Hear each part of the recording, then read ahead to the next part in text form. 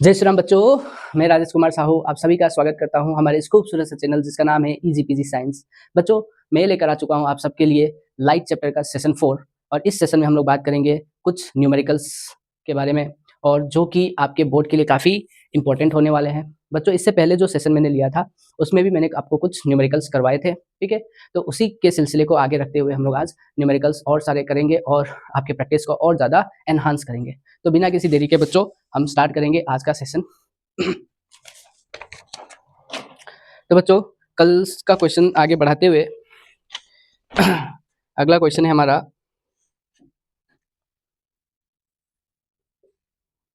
As the velocity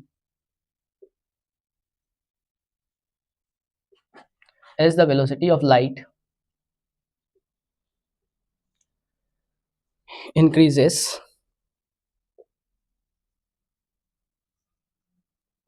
the refractive index of the medium decreases. Light enters from air to water having refractive index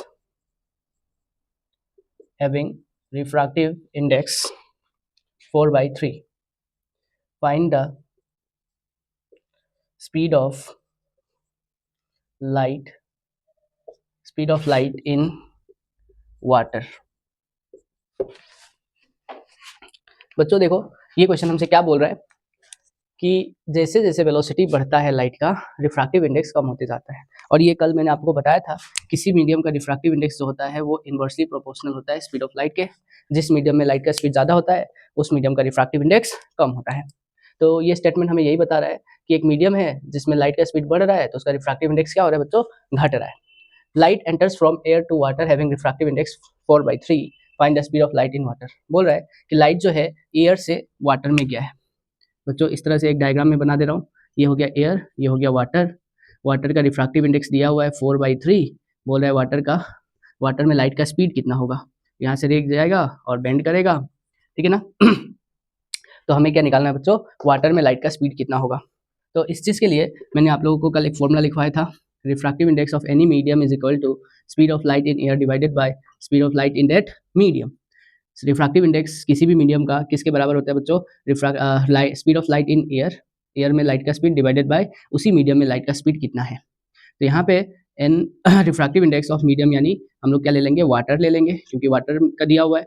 और speed of light in air कितना होता है बच्चों, 3 × 10⁸ speed of light in medium हमें निकालना है।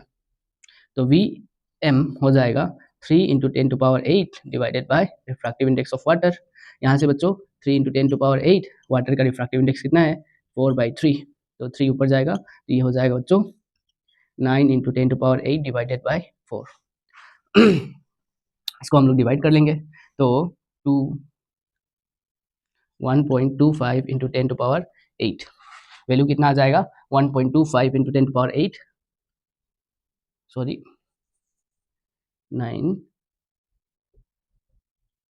2.25 × 10⁸ metre पर second. बच्चों आंसर कितना आ रहा है, 2.25 × 10⁸ मीटर पर सेकेंड। तो जब भी लाइट एयर से वाटर में जाएगा, बच्चों ध्यान दो, जब भी लाइट एयर से वाटर में जाएगा तो उसका स्पीड कितना हो जाता है, 2.25 × 10⁸ मीटर पर सेकेंड।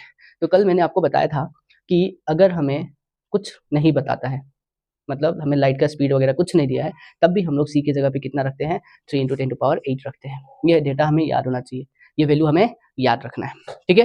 नेक्स्ट क्वेश्चन देखते हैं बच्चों।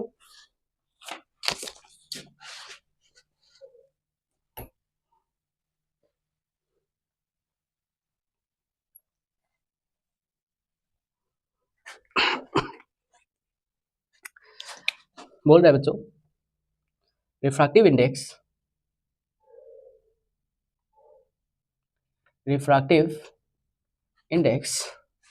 Of turpentine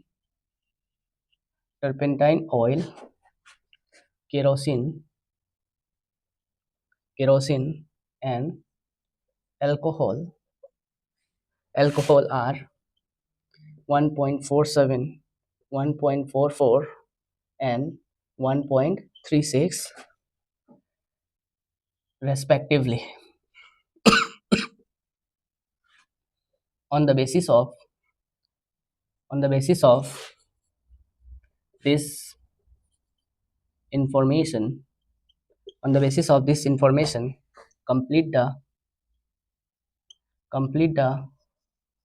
following ray diagram giving reason. हमें रीजन के साथ डायग्राम को कंप्लीट करना है, ठीक है बच्चों। तो डायग्राम है अपना, यहाँ पे दिया हुआ है अल्कोहल, अंदर दिया हुआ है केरोसिन और यहाँ पे है टर्पेंटाइन ऑयल। बच्चों दूसरा डायग्राम दिया हुआ है, ऊपर दिया हुआ है turpentine oil, kerosene and alcohol, ठीक है। इसी में बच्चों हम लोग क्या करेंगे ना, डायग्राम कंप्लीट कर लेंगे। तो इसको कंप्लीट करने से पहले बच्चों मैं आप लोगों को एक ट्रिक बता दे रहा हूँ, हालांकि ये डिस्कशन हो चुका है पिछले लेक्चर्स में। तो बच्चों देखो क्या होता है, अगर रे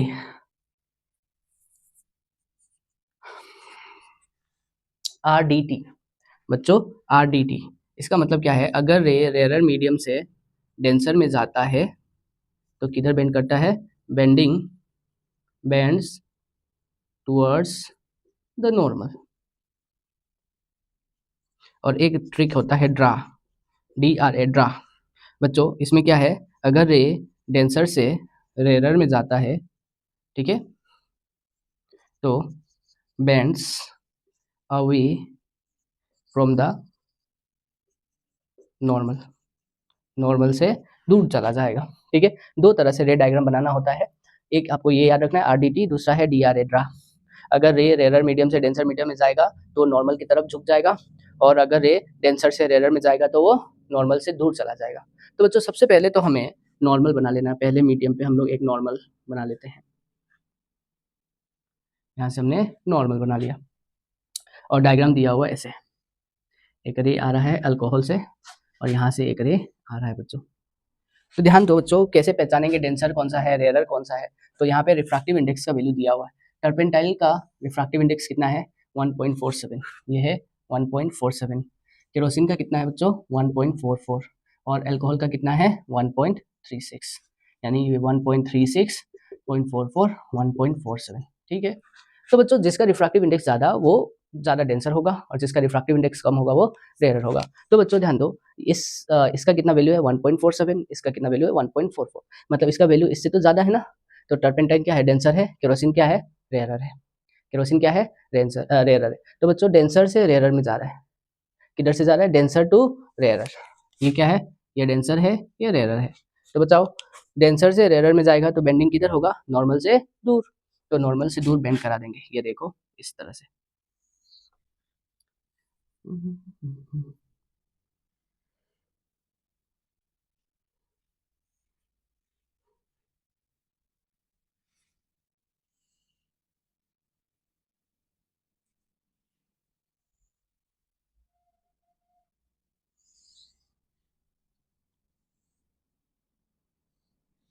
है बच्चों, ये हो गया, ये हमारा इंसिडेंट रे, ये रिफ्रैक्टेड रे।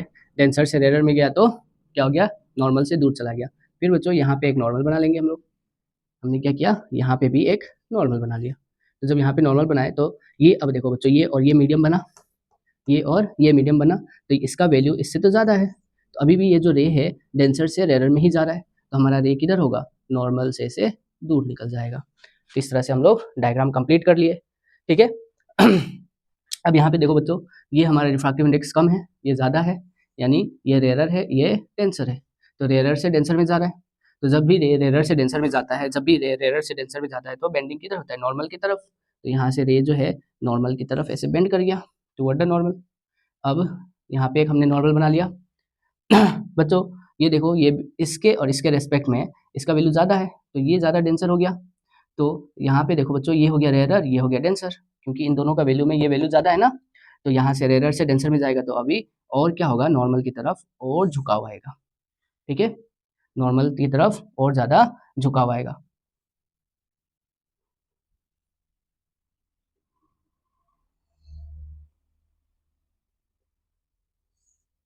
इस तरह से। ठीक है, तो हमने डायग्राम कंप्लीट कर लिया। ठीक है अगले क्वेश्चन पे बढ़ते हैं हम लोग। ये याद रखिएगा, ये ट्रिक है, आगे चल के आपको काम देगा।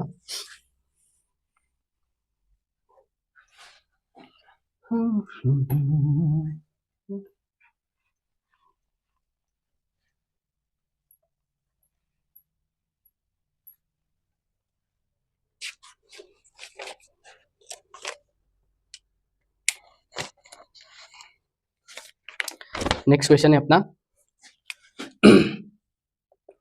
a doctor has prescribed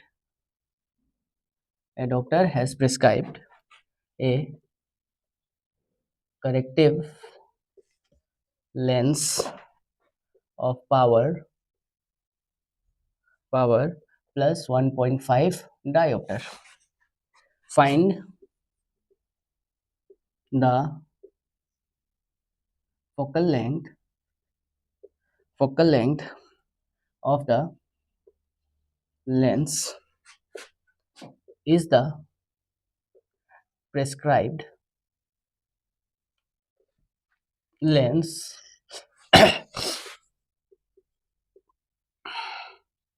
diverging और कन्वर्जिंग।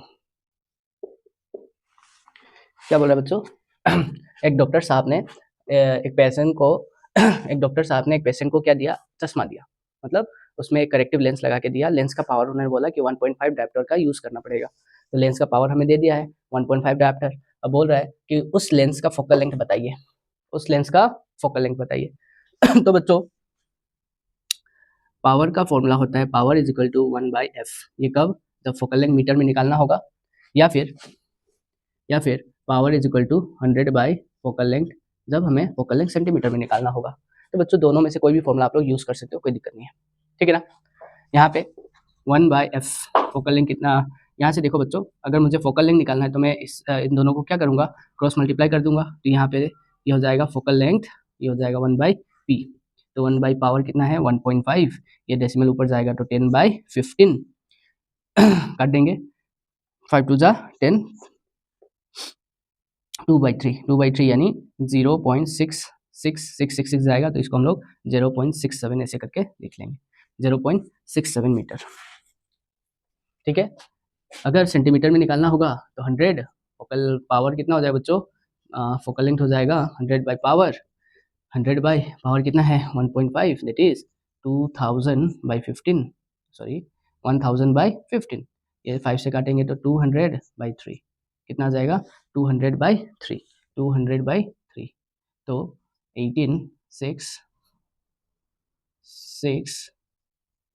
66.66 सेंटीमीटर, राउंड ऑफ करके 7 हो जाएगा, 66.7 सेंटीमीटर बोल देते हैं। ठीक है, तो ये रहा हमारा फोकल लेंथ।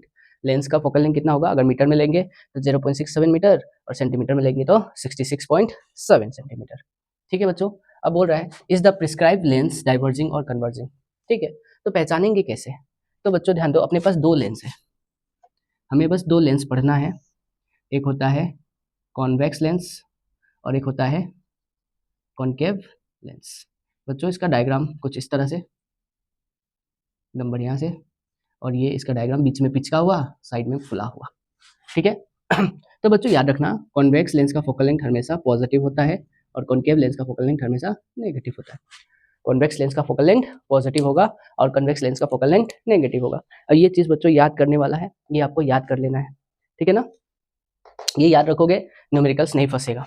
कॉन्वेक्स लेंस का फोकल लेंथ हमेशा आपको पॉजिटिव लेना है और कॉनकेव लेंस का फोकल लेंथ हमेशा नेगेटिव। तो बच्चों अगर फोकल लेंथ पॉजिटिव है, तो ये वैल्यू भी पॉजिटिव आएगा, पावर भी क्या आएगा पॉजिटिव आएगा। इसका मतलब अगर पावर हमें पॉजिटिव दिया है तो कौन सा लेंस इस्तेमाल करने के लिए बोल रहा है, कॉन्वेक्स लेंस। कौन सा लेंस इस्तेमाल करने के लिए बोल रहा है, कॉन्वेक्स लेंस। कहाँ से पकड़ लिए, यहाँ से। ठीक है ना। अगर पावर प्लस में दिया है इसका मतलब कौन सा लेंस होगा, कॉन्वेक्स लेंस, और कॉन्वेक्स लेंस का दूसरा नाम होता है converging converging lens, concave lens का दूसरा नाम होता है डाइवर्जिंग लेंस। तो बच्चों सेकंड पार्ट का आंसर क्या हो जाएगा, is the prescribed lens, the prescribed lens क्या लिख देंगे, the prescribed the prescribed lens is converging converging the prescribed lens is converging as focal length is positive। क्यों बोला हमने, क्योंकि उसका फोकल लेंथ क्या है बच्चों, पॉजिटिव आया। ठीक है, तो इस तरह का भी सवाल पूछा हुआ है। चलो तो नेक्स्ट क्वेश्चन पे जाते हैं हम लोग।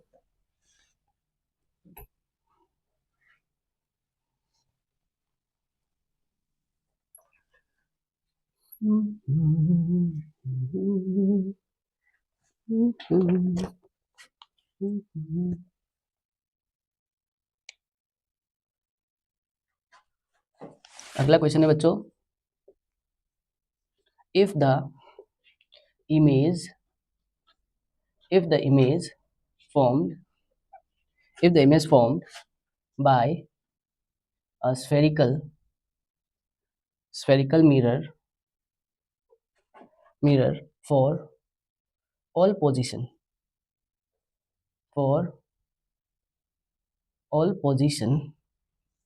of the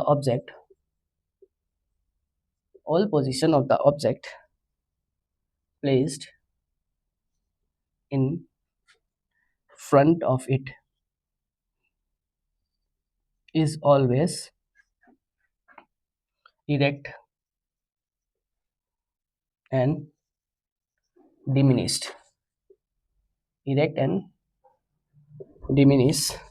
What type of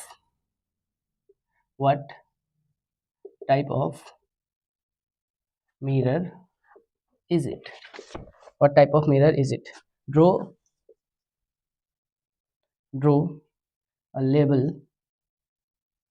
ray diagram to support your answer। ठीक है बच्चों, हमसे पूछा पहले आइडेंटिफाई करो मिरर कौन सा है और उसका डायग्राम बना के प्रूफ करो कि जो हमने आइडेंटिफाई किया वो सही है कि गलत। ठीक है, तो सबसे पहले बच्चों स्फेरिकल मिरर, दो तरह का स्फेरिकल मिरर होता है, एक है कॉन्केव और एक है कॉन्वेक्स। तो बच्चों आप ध्यान दो, क्या बोला है कि कहीं पे भी ऑब्जेक्ट रखो, for all position of the object place in front of it. क्या बोला कि आप ऑब्जेक्ट को कहीं पे भी रखो तो इमेज जो है हमेशा, ऑब्जेक्ट को आप कहीं पे भी रखो, ठीक है ना, इमेज जो है हमेशा कैसा बन रहा है, इरेक्ट बन रहा है और डिमिनिश बन रहा है। इमेज कैसा बन रहा है, इरेक्ट और डिमिनिश। तो बच्चों एक ही मिरर है जो है कॉन्वेक्स मिरर, और वो हमेशा डिमिनिश एंड इरेक्ट इमेज बनाता है। चाहे आप ऑब्जेक्ट कहीं पे भी रख लो, वो हमेशा इमेज कैसा बनाता है, डिमिनिश एंड इरेक्ट। तो बच्चों ध्यान दो, हमारा आंसर क्या हो जाएगा, the convex mirror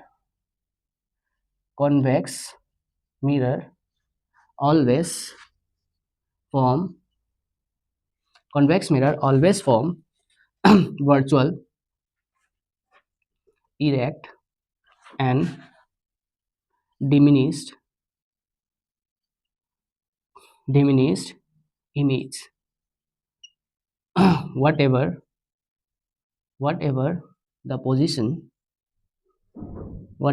the position of object is.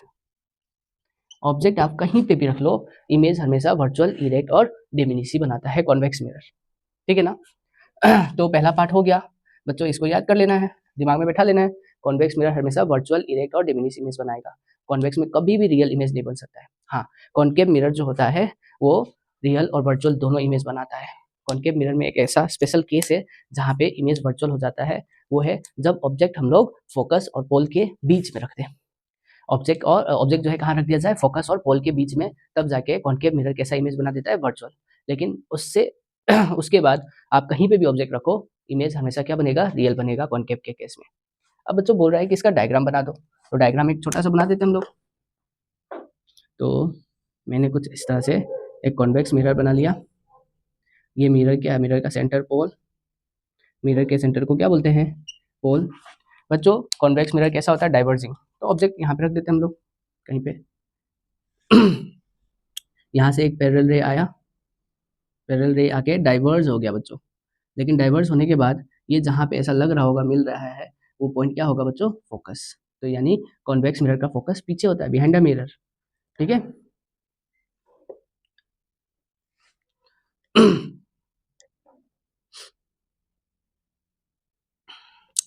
इसके बाद हम लोग क्या करते हैं, यहाँ से एक और रे लेके जाते हैं इस पोल पे, और यहाँ से ये डाइवर्ज हो जाएगा, यहाँ से ये इस तरह से डाइवर्ज हो जाएगा, ठीक है। तो बच्चों देखो ये रिफ्लेक्टेड रे, ये रिफ्लेक्टेड रे कभी भी एक दूसरे में मिलने वाले तो है नहीं, ये इस तरह से जाएगा और ये इसे चला जाएगा, तो ये कभी भी अपने आप में मिलने वाला नहीं है। लेकिन अगर हम लोग इन दोनों को ऐसे पीछे की तरफ खींच दे तो यहाँ पे क्या बन रहा है बच्चों, इमेज बन रहा है। इमेज देखो बच्चों ऑब्जेक्ट से छोटा है कि नहीं, और ये ड्यू टू ये exact real intersection of reflected ray की वजह से तो बन नहीं रहा है, इसीलिए ये इमेज कैसा कहलाएगा, वर्चुअल इमेज। ये सच में रिफ्लेक्टेड रे अगर मिलके इमेज बनाता है तो वो होता है रियल, लेकिन ऐसा लग रहा है कि यहाँ पे जाके कटने वाला है या फिर मिलने वाले हैं, तो जो यहाँ पे इमेज बनेगा वो क्या होगा, वर्चुअल इमेज होगा, ठीक है बच्चों। तो इस तरह से एक रे डायग्राम बना के हमें शो कर देना है, ठीक है। आगे बढ़े।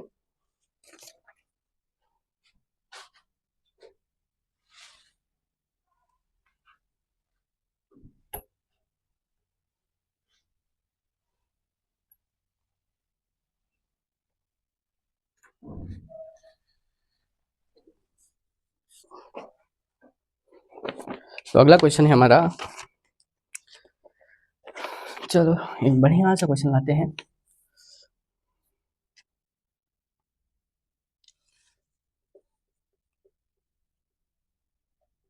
A convex lens forms a real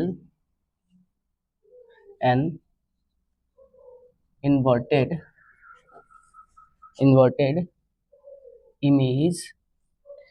image of needle at a distance of 50 centimeter from it.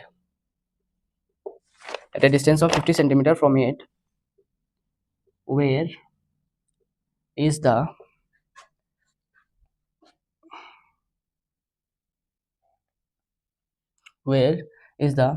needle placed in front of the lens if image size is equal to object size. Image size is equal to object size. Also find the power of lens. Also find the power of lens. ठीक है बच्चों देखो, a convex lens form a real and inverted image of needle at a distance of 50 centimeter from it, where is the needle placed in front of the lens if the image is equal to the object size. Also find the power of lens. तो देखो बच्चों इस तरह का question यहाँ से हम लोग पकड़ सकते हैं। बोल रहे हैं ना कि एक कॉन्वेक्स लेंस है जो एक नीडल का इमेज बना रहा है, कितने दूरी पे, 50 सेंटीमीटर की दूरी पे। बोल रहा है कि ऑब्जेक्ट को कहाँ पे रखा हुआ, मतलब हमसे पूछ रहा है कि ऑब्जेक्ट डिस्टेंस निकालिए, ऑब्जेक्ट को कहाँ पे रखेंगे ताकि इमेज हमारा 50 सेंटीमीटर पे जाके बने। और एक कंडीशन यहाँ पे दे दिया बच्चों, in if image size is equal to object size, size of image जो है किसके बराबर है, साइज ऑफ ऑब्जेक्ट के। तो इस केस में मैग्निफिकेशन बच्चों ध्यान दो, यहीं से हमने क्वेश्चन को डिकोड कर लिया। ध्यान से अगर आप क्वेश्चन पढ़ोगे फिजिक्स का तो उसमें ना कुछ ऐसा हिंट होता है छुपा हुआ जो आपको पहचानना है, अगर वो आपने पहचान लिया तो फिर सवाल आसानी से बन जाता है, ठीक है। देखो बच्चों क्या बोल रहा है, image size is equal to the object size. तो हमें पता है मैग्निफिकेशन का फॉर्मूला क्या होता है, m is equal to height of image और size of image by size of object. दोनों इक्वल है कि नहीं, दोनों अगर इक्वल है तो क्या हो जाएगा, मैग्निफिकेशन का वैल्यू कितना आता है बच्चों, 1। इमेज कैसा है बच्चों, रियल एंड इन्वर्टेड, तो रियल इमेज के लिए मैग्निफिकेशन क्या आना चाहिए, मैग्निफिकेशन क्या आना चाहिए, माइनस, ठीक है। मैग्निफिकेशन माइनस है मतलब इमेज कैसा है, रियल है। यहाँ पे एक ट्रिक आपको लिख के दे रहा हूँ मैं, मैग्निफिकेशन अगर नेगेटिव है तो इमेज कैसा होगा, रियल एंड इन्वर्टेड। मैग्नीफिकेशन का वैल्यू अगर पॉजिटिव आता है तो इमेज कैसा होगा बच्चों, वर्चुअल एंड इरेक्ट। ठीक है, अब हमसे बोल रहा है कि ऑब्जेक्ट कहाँ पे रखा होगा, तो मैग्नीफिकेशन का एक और फॉर्मूला होता है V/U। ठीक है, m का वैल्यू कितना है बच्चों, -1, v का वैल्यू 50, v का वैल्यू कितना है 50, u का वैल्यू कितना हो जाएगा, हमें निकालना है तो u मल्टीप्लाई करेंगे तो कितना हो जाएगा 1 into u, that is minus u is equal to 50। तो u का वैल्यू कितना आ गया बच्चों, -50 सेंटीमीटर। ये जो माइनस है इसका मतलब ये नहीं है कि नेगेटिव में है, ये जो माइनस है साइन के साथ आया हुआ है, मतलब जो हमारा मेजरमेंट होगा वो opposite to the incident ray के डायरेक्शन में है, यानी ये इसका मैग्नीट्यूड हम लोग ले लेंगे तो u हो जाएगा 50 सेंटीमीटर। अगर एग्जाम में आपका आंसर माइनस में भी आता है तो घबराना नहीं, वो गलत नहीं है बच्चों, ठीक है ना, वो आंसर आपका साइन के साथ आया हुआ है बस। तो हमसे पूछ रहा था ऑब्जेक्ट कहाँ पे रखा जाए, तो ऑब्जेक्ट रख दिया हमने। तो बच्चों फोकल लेंथ कितना हो जाएगा, बोल रहा है कि फोकल लेंथ निकालिए, तो फोकल लेंथ निकाल देते हैं।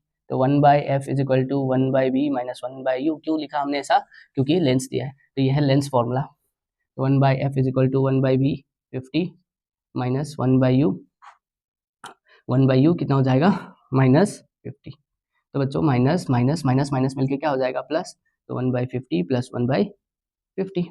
तो यहाँ से देखो बच्चों एलसीएम 50, ऊपर कितना हो जाएगा 1 + 1 2, यानी 1/f फोकल लेंथ कितना हो गया बच्चों 50/2, दैट इज 25 सेंटीमीटर। हमारा फोकल लेंथ कितना हो गया 25 सेंटीमीटर। बच्चों एक चीज आपको याद रखना है यहाँ पे, जब भी कॉन्वेक्स लेंस दिया है, कॉन्वेक्स लेंस दिया है तो इसमें v का वैल्यू 2 होता है, v का वैल्यू पॉजिटिव भी होगा और v का वैल्यू नेगेटिव भी होगा। v का वैल्यू पॉजिटिव तब लेंगे जब इमेज कैसा हो, रियल हो। v का वैल्यू नेगेटिव तब लेंगे जब इमेज कैसा हो, वर्चुअल हो। ये भी मैंने पिछले सेशन में आपको बताया हुआ है। कॉन्वेक्स लेंस में दो केस है, v का वैल्यू पॉजिटिव रखना और v का वैल्यू नेगेटिव रखना। तो v का वैल्यू पॉजिटिव कब रखोगे, जब इमेज रियल होगा, और v का वैल्यू नेगेटिव कब रखोगे, जब इमेज वर्चुअल होगा। तो यहाँ पे इमेज बच्चों रियल दिया है, इसलिए मैंने v की जगह पे +50 रखा है, ठीक है ना। अगर इमेज वर्चुअल होता है तो यहाँ पे मैं माइनस रखता, ठीक है।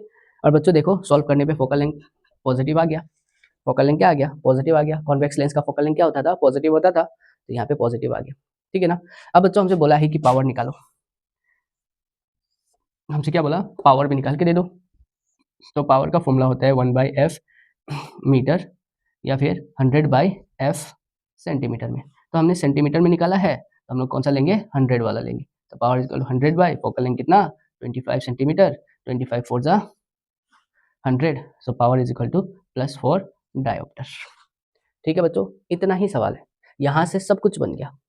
अगर आपने ये पहचान लिया तो आपको ये सब निकालने में कभी भी दिक्कत नहीं होगा, ठीक है ना। हालांकि आप डायरेक्ट भी लिख सकते थे, फोकल लेंथ क्या हो जाएगा हाफ, क्योंकि फोकल लेंथ क्या होता है बच्चों फोकल लेंथ क्या होता है, half of the radius of curvature, ठीक है ना, half of the radius of curvature. अगर इमेज सेम साइज का बनता है ना, इमेज जब भी सेम साइज का बनेगा, इसका मतलब ऑब्जेक्ट कहाँ पे रखा होगा, सेंटर ऑफ कर्वेचर पे। ऑब्जेक्ट कहाँ पे रखा होगा, सेंटर ऑफ कर्वेचर पे या फिर 2f पे, ठीक है ना बच्चों। इसका डायग्राम देख लो, हालांकि इसमें रे डायग्राम नहीं बोला है, फिर भी हम लोग बना लेते हैं।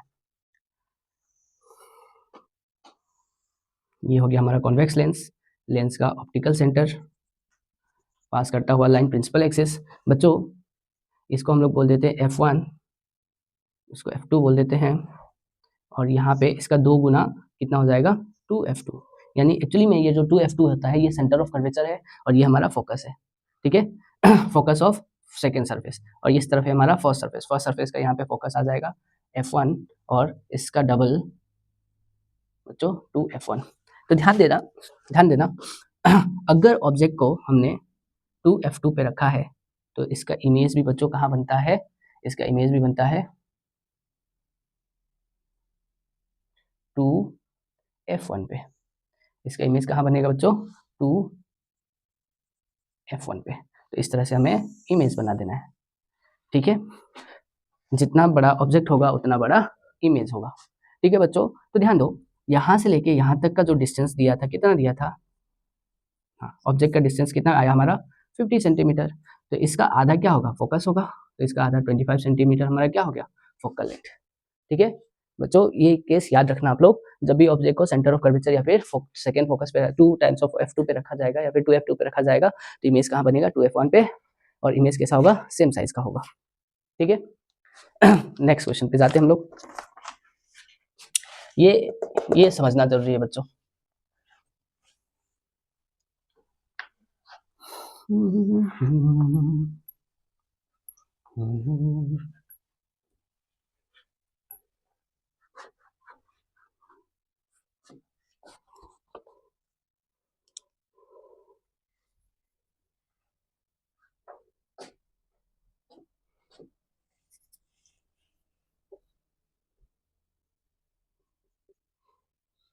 अगला क्वेश्चन है, a ray of light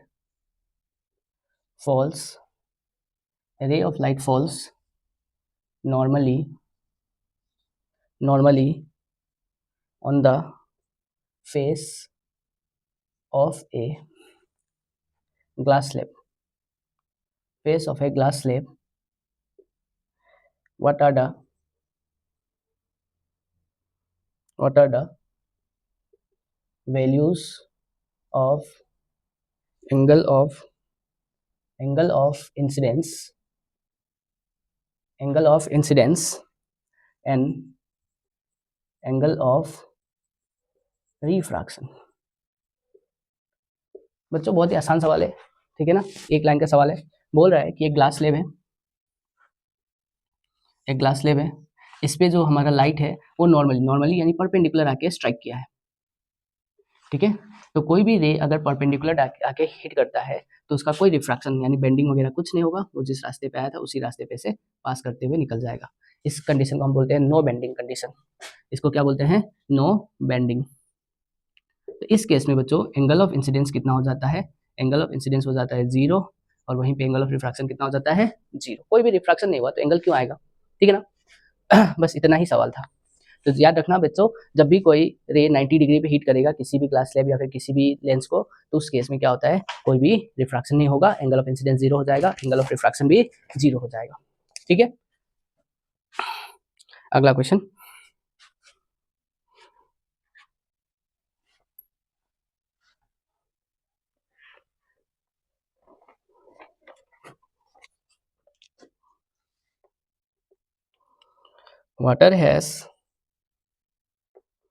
water has refractive index 1.33 and alcohol has 1.36. Which of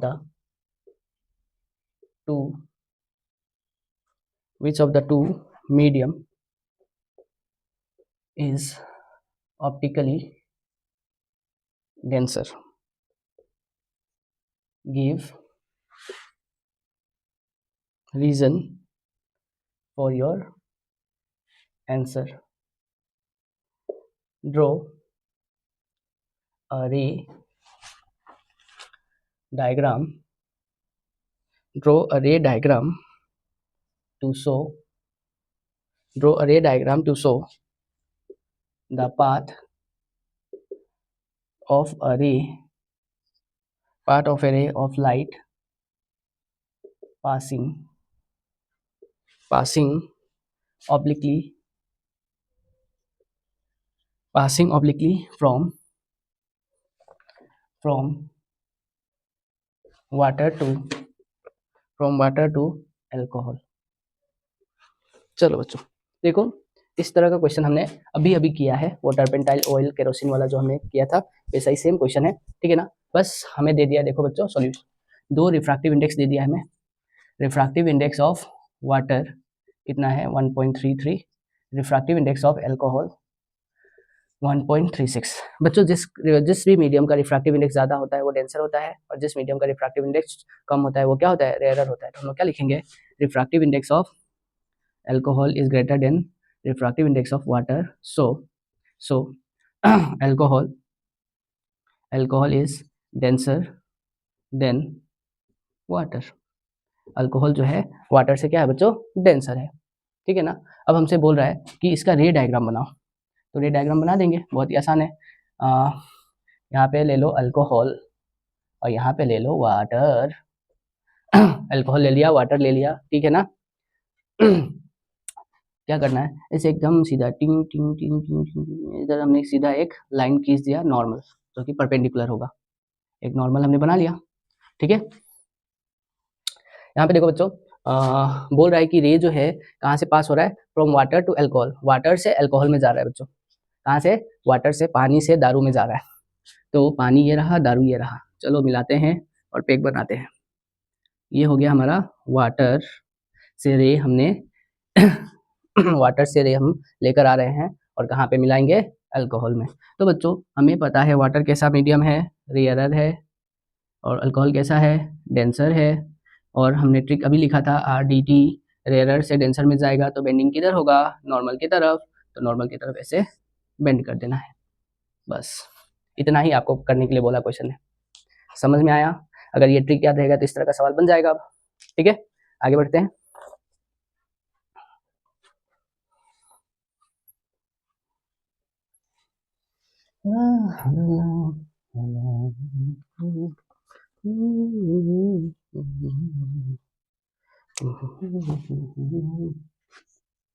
Next, the absolute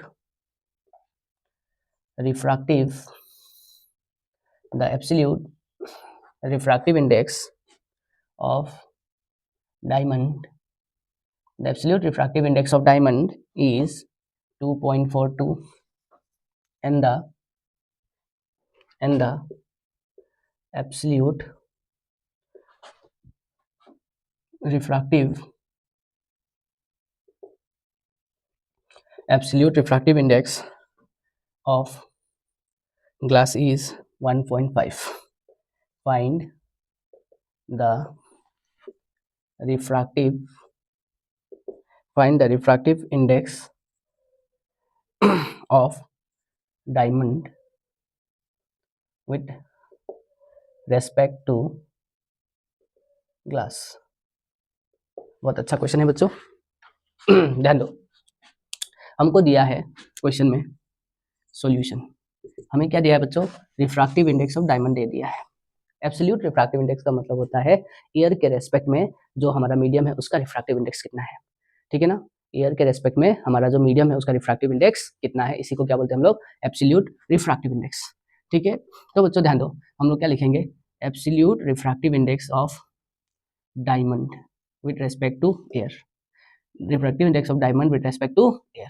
तो ये हो जाएगा refractive index of diamond by refractive index of air.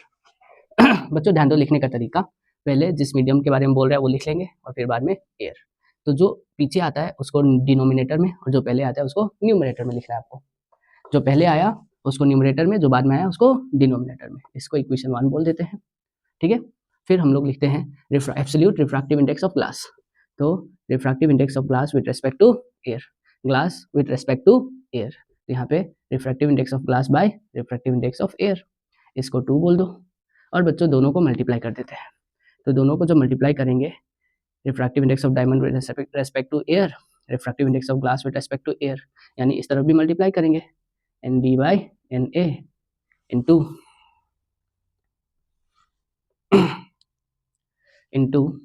NG by NA।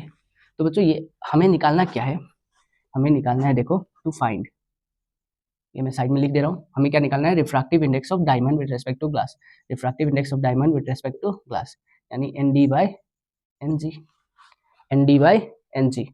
तो बच्चों ये निकालना है हमें, तो यहाँ से हमें कोशिश करना है कि ये आता है कि नहीं। तो मैं क्या कर रहा हूँ ना, थोड़ा सा बदल रहा हूँ चीज़ें। रिफ्रैक्टिव इंडेक्स ऑफ ग्लास को, इसको मैं रेसिप्रोकल लिख रहा हूँ ऐसे नीचे की तरफ, NG बाई NA। तो ये कितना हो जाएगा बच्चों, NA बाई NG। इसको ऊपर नीचे कर दिए तो इसको भी ऊपर नीचे कर दिए, ये हमारा इक्वेशन 2 हो गया। ठीक है ना, अब बच्चों दोनों को मल्टीप्लाई करते हैं, तो मल्टीप्लाई करेंगे तो NDA into 1 by refractive index of glass with respect to air. अब बच्चों N diamond by refractive index of air into refractive index of air by refractive index of glass. इन दोनों को मल्टीप्लाई किए, इन दोनों को मल्टीप्लाई किए, 1 and 2 को मल्टीप्लाई करना है, तो यहाँ से देखो बच्चों कैंसिल। ठीक है, अब आ गया refractive index of diamond with respect to air by refractive index of glass with respect to air, और इधर क्या है, refractive index of diamond by refractive index of glass. हमें यही चाहिए था, हमें क्या चाहिए था, यही चाहिए था ना, तो इस तरफ आ गया। इसका मतलब refractive index of diamond by glass जो है refractive index of diamond with respect to glass है, तो हम लोग क्या लिख देंगे, इसका वैल्यू कितना दिया है डायमंड का 2.42, ग्लास का कितना दिया है बच्चों 1.5, और ये हो जाएगा refractive index of diamond with respect to glass. इसको क्या करेंगे बच्चों, डिवाइड कर लेंगे। तो ये हो जाएगा 242 डिवाइड बाई इसका एक डेसिमल इसका ये हो जाएगा 150, ये हो जाएगा 150। तो 1 2 14 5 5 10 9 92 0 कितना में चला जाएगा बच्चों 100 8 150 6033 900 कितना 1.6 समथिंग, ये आ जाएगा 2, फिर 0 लेंगे 200, फिर 1.61 समथिंग आ जाएगा बच्चों। तो आंसर कितना आ गया 1.61, हमारा आंसर क्या हो गया 1.61। ठीक है। बहुत ही आसान क्वेश्चन था बच्चों, बस आपको पहचानना था कि क्या क्या डेटा दिया हुआ है। 2 रिफ्रैक्टिव इंडेक्स दिया हुआ है, एब्सोल्यूट रिफ्रैक्टिव इंडेक्स, फिर हमने क्या किया, जो हमें निकालना है उसका रिफ्रैक्टिव इंडेक्स हमने साइड में रख लिया ताकि हमें आइडिया लग जाए कि हमें क्या करना है। हमने क्या किया, दोनों इक्वेशन को मल्टीप्लाई किया, मल्टीप्लाई करके जो कैंसिल आउट होने वाला था वो कैंसिल किया, उसके बाद अपने आप हमारा इक्वेशन आ गया। ठीक है ना। तो इस तरह का भी सवाल आया हुआ है, आप ध्यान रखिएगा।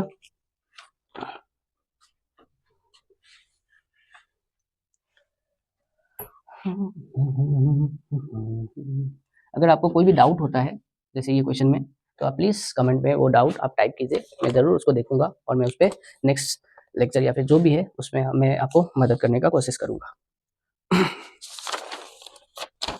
नेक्स्ट क्वेश्चन है बच्चों, देखो, ए 4.5 centimeter needle is placed 12 centimeter away from a convex mirror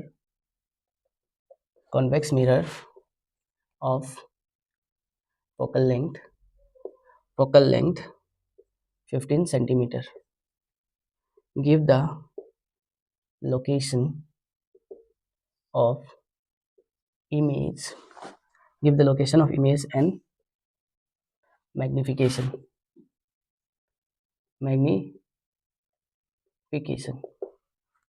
Describe what happened to the image as the needle is moved farther from the mirror. ठीक है बच्चों, ध्यान दो, क्या बोला, ए 4.5 centimetre needle is place 12 centimetre away from a convex mirror of focal length 15 centimetre. Give the location of image and magnification. हमें बताना है इमेज कहाँ पे बना है और उसका मैग्निफिकेशन कितना होगा। ठीक है। ये देखो बच्चों, देख के ही बता सकते हैं कि कैसा इमेज बनेगा। लोकेशन तो हालांकि हमें निकालना पड़ेगा, सॉल्व करना पड़ेगा, लेकिन हम बता सकते हैं कि किस तरह का इमेज बनने वाला है। ठीक है। तो अगर ऐसा सवाल आता है न्यूमेरिकल, तो बच्चों आप ना पहले गिवन डेटा लिख लेना, क्योंकि आप अगर गिवन लिखोगे ना तो एग्जामिनर उसका भी आपको मार्क्स दे देगा। ठीक है। तो हम लोग क्या लिखेंगे, गिवन। हमें क्या क्या दिया हुआ है, हाइट ऑफ ऑब्जेक्ट दिया हुआ है बच्चों। ये जो है 4.5 सेंटीमीटर नीडल, मतलब हमें नीडल का हाइट दे दिया है, कितना है 4.5 सेंटीमीटर। इस place 20 centimetre away from a convex mirror. Convex mirror से कितना दूर रखा गया है, 12 सेंटीमीटर अवे, 12 सेंटीमीटर दूर। ठीक है। तो ऑब्जेक्ट डिस्टेंस यू कितना हो गया 12 सेंटीमीटर, और हमें दिया हुआ है focal length f is equal to 15 centimetre. बच्चों एक चीज़ बताओ, मिरर क्या है, कॉन्वेक्स है कि नहीं? मिरर क्या है, कॉन्वेक्स है। हाँ, मिरर क्या है, कॉन्वेक्स है। कॉन्वेक्स मिरर हमेशा कैसा इमेज बनाता है, virtual, erect and diminish. Convex mirror कैसा इमेज बनाता है, वर्चुअल, इरेक्ट एंड डिमिनिश। इसमें कोई गुंजाइश ही नहीं है, आप कहीं पे भी ऑब्जेक्ट रखो। ठीक है ना। तो हमसे पूछ रहा है v का वैल्यू बताइए, तो क्या करोगे बच्चों, सीधी सी बात, यहाँ पे एक और ट्रिक लिख दे रहा हूँ मैं आपको, फटाफट ये याद कर लेना है। कॉन्वेक्स मिरर और concave lens, concave mirror.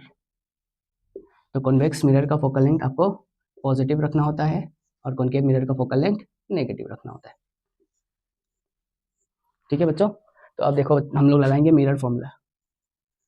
Bye using mirror formula, mirror formula क्या है, 1/f is equal to 1/b plus 1/u, 1/f is equal to 1/b plus 1/u।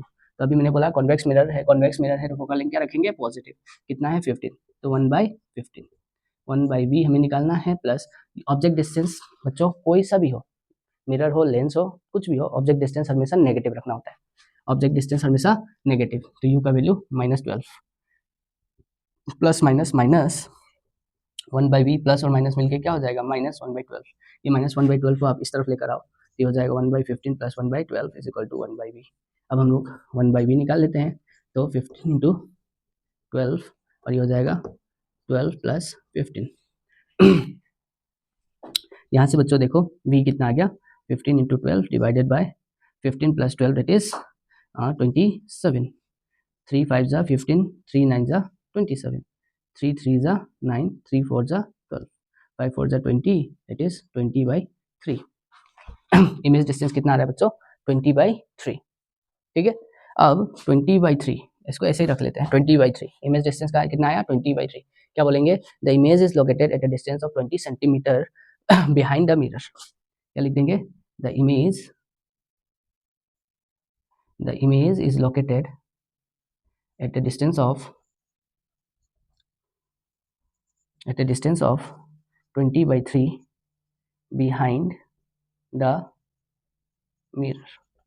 Mirror के पीछे बनता है, कॉन्वेक्स मिरर का इमेज हमेशा मिरर के पीछे बनता है। ठीक है, तो हमने ऐसे लिख दिया। अब हमसे बोल रहा है मैग्निफिकेशन निकालिए, क्या निकालना है, मैग्निफिकेशन। तो मैग्निफिकेशन होता है मिरर के केस में -v/u, यहाँ पे -v का वैल्यू बच्चों पॉजिटिव आया दैट इज 20/3 और हमारा u कितना है -12। तो बच्चों ध्यान दो, ये हो जाएगा -20/3 into 12, minus minus minus minus plus हो जाएगा, तो ये हो गया 20/3 इंटू 12, 10 6 5 3 दैट इज 5/9। 5/9 मैग्निफिकेशन कितना है बच्चों 5/9, इसका वैल्यू कितना आएगा 0.5 समथिंग आ जाएगा। ठीक है ना, इसका वैल्यू कितना आ जाएगा 0.5 समथिंग, मतलब बहुत ही छोटा इमेज बन रहा है। ठीक है ना, तो हमने मैग्निफिकेशन भी निकाल लिया। Describe what happened to the image as the needle is move further from the mirror. ठीक है, क्या बोल रहा है कि what happened to the image, image के डिस्टेंस पे या फिर इमेज पे क्या असर पड़ेगा जब ऑब्जेक्ट को हम लोग मिरर से और दूर लेके जाएंगे। तो हम लोग जितना दूर लेके जाएंगे उसका साइज उतना छोटा होते जाएगा। ठीक है ना, तो हम लोग क्या लिखेंगे, as the object is move further, as the object is move further from the mirror, the size decreases, mirror, the image size and magnification decreases। Image size और मैग्निफिकेशन क्या होगा बच्चों, डिक्रीज होने लगेगा, मतलब और छोटा और छोटा छोटा होने लगेगा, और इन्फिनिटी पे जाके साइज क्या हो जाएगा, एकदम पॉइंट साइज हो जाएगा, इतना छोटा कि जैसे पॉइंट की तरह। ठीक है, आगे बढ़े।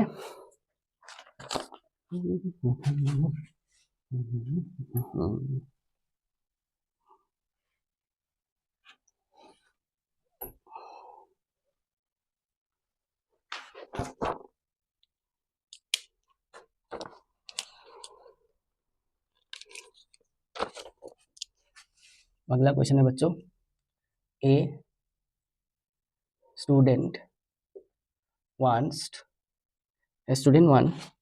to project the image of a candle flame on a screen 60 centimeter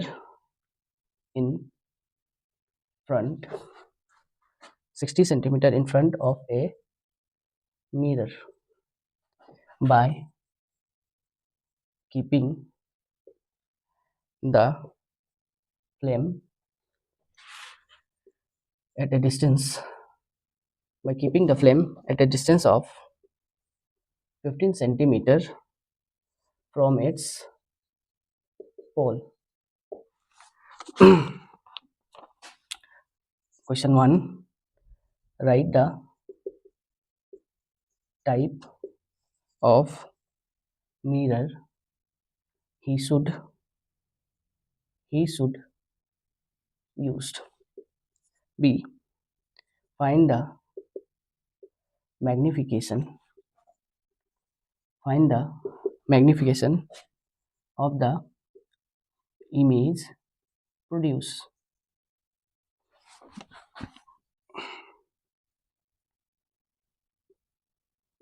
What is the distance between the object and its image? D में draw a ray diagram to show the image formation in this case.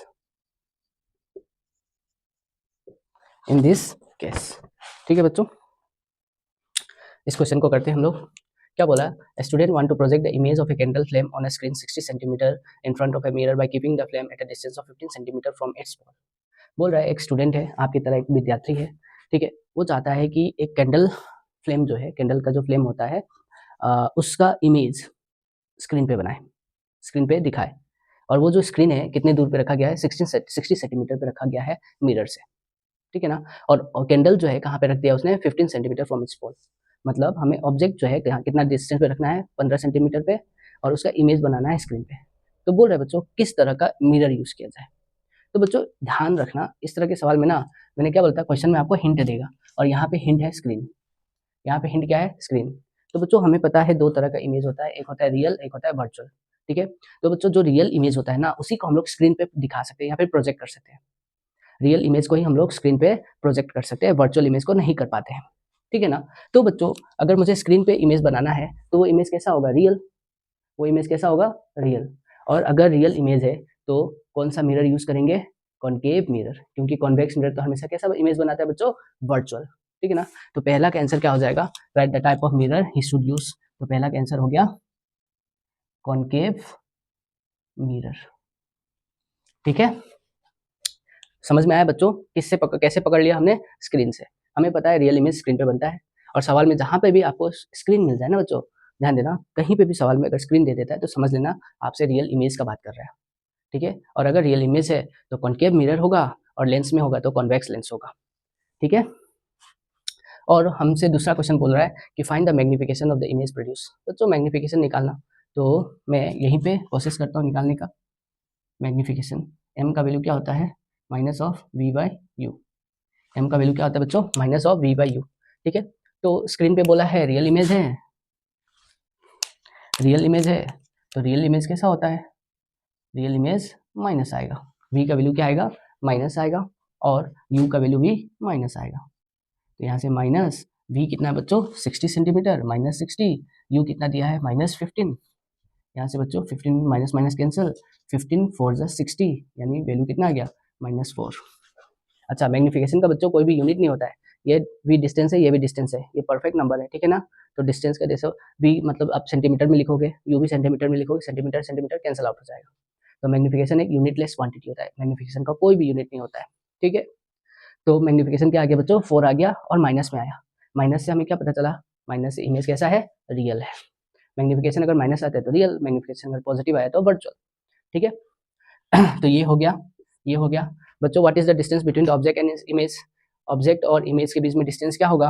तो बच्चों ये 60 centimetre पे है, और ये 15 centimetre में है। तो डिस्टेंस कितना हो जाएगा? डिस्टेंस आंसर लिख रहा हूँ मैं यहाँ पे। डिस्टेंस कितना हो जाएगा बच्चों? -60 सेंटीमीटर मेजर करेंगे तो माइनस ऑफ ऑब्जेक्ट कितना है? -15 सेंटीमीटर। वी माइनस यू करेंगे, साइन के साथ रखा है मैंने। तो यहाँ से बच्चों देखो माइनस माइनस प्लस, तो 60 में से -15 कितना हो जाएगा बच्चों? -45 सेंटीमीटर। तो डिस्टेंस कितना है दोनों के बीच में? 45 सेंटीमीटर। डिस्टेंस कितना है बच्चों? 45 सेंटीमीटर। मैंने क्या बोला था? माइनस आता है तो इसका मतलब वो गलत नहीं है, हमने साइन वगैरह यूज करके रखा है इसीलिए, ठीक है ना। फिर draw a ray diagram to show the image formation in this case. तो इमेज फॉर्मेशन बताना है हमें, कैसे बताएंगे?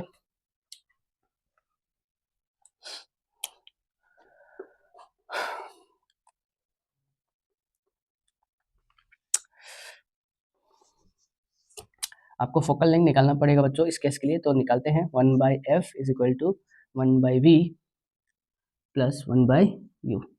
तो 1/v माइनस 60 प्लस माइनस 15। बच्चों v माइनस क्यों रखा? क्योंकि इमेज कैसा है, रियल है, इसलिए माइनस, ठीक है ना। तो यहाँ पे देखो बच्चों माइनस 1/60 माइनस 1/15, ये हो जाएगा 60 इंटू 15 माइनस 15 माइनस 60। यहाँ से 60 minus 15 that is 75 minus 75/60 into 15। तो फोकल लेंथ कितना हो जाएगा बच्चों, उल्टा कर देंगे, तो माइनस 60 इंटू 15 डिवाइडेड बाय 75। तो 15 3 ज़ा 5 3 ज़ा 15, 5 15, 5 1 ज़ा 5, 5 2 ज़ा 25, 3 5 ज़ा 15, 5 1 ज़ा 5, 5 2 ज़ा 12, यानी फोकल लेंथ बच्चों है हमारा माइनस 12 सेंटीमीटर। फोकल लेंथ कितना है, माइनस 12 सेंटीमीटर। ऑब्जेक्ट कहाँ रखा गया है, 15 सेंटीमीटर पे, इसका मतलब है। और ध्यान दो, अब इसका डायग्राम बना लेते हैं। तो हमें क्या दिया बच्चों, कॉनकेव मिरर कैसा है, कॉनकेव। हम एक कॉनकेव मिरर बना लेंगे ऐसे। मिरर का सेंटर पोल, पोल को पास करता हुआ लाइन प्रिंसिपल एक्सिस, पोल को पास करता हुआ लाइन क्या होगा, प्रिंसिपल एक्सिस, ठीक है। बच्चों ध्यान दो, यहाँ पे हमारा क्या है, फोकस है, और ये कितने दूरी पे है, 12 सेंटीमीटर के दूरी पे है, और इसका 2 गुना कितना होगा बच्चों, इसका 2 गुना होगा 24। तो ये हो गया हमारा सेंटर ऑफ कर्वेचर, ये कितना हो गया 24 सेंटीमीटर, ठीक है। तो ऑब्जेक्ट कहाँ रखा गया बच्चों, 15 सेंटीमीटर पे, तो ये 12 है, तो यहाँ पे कहीं ऑब्जेक्ट रखा होगा। तो ऑब्जेक्ट कहाँ रखा गया है, between centre of curvature and focus. Object कहाँ रखा गया है, between centre of curvature and focus. तो इस केस के लिए इमेज बनता है बच्चों behind the centre of curvature, या फिर between infinity and centre of curvature, मतलब यहाँ पे कहीं बनेगा, तो हम लोग यहाँ पे कहीं बना लेंगे, ठीक है। अब हमें क्या करना है, यहाँ से एक रे लेके जाना है पैरेलल, और ये पैरेलल रे आफ्टर रिफ्लेक्शन किसको पास करता है, फोकस को पास करते हुए निकलेगा ऐसे, ठीक है। और हम क्या करेंगे, एक रे हम लोग ऐसे, एक रे हम लोग ऐसे पोल को स्ट्राइक करवाएंगे, पोल पे स्ट्राइक करवाएंगे, और इस तरह से रिफ्लेक्ट करवा के इसको ऐसे खींच के बना देना है बच्चों। तो यहाँ पे हमारा इमेज बन गया, ये हमारा हो गया रे डायग्राम। कहाँ पे बन गया इमेज, सेंटर ऑफ कर्वेचर और इन्फिनिटी के बीच में, ठीक है ना। और ये जो इमेज बना है, यहाँ से इसका दूरी कितना है बच्चों, 60 सेंटीमीटर पे, यहाँ पे हमने स्क्रीन रख दिया है, यहाँ पे हमारा इमेज बनेगा, ठीक है। आई होप आपको ये क्वेश्चन समझ में आया, अच्छा क्वेश्चन था, ठीक है। आगे बढ़े।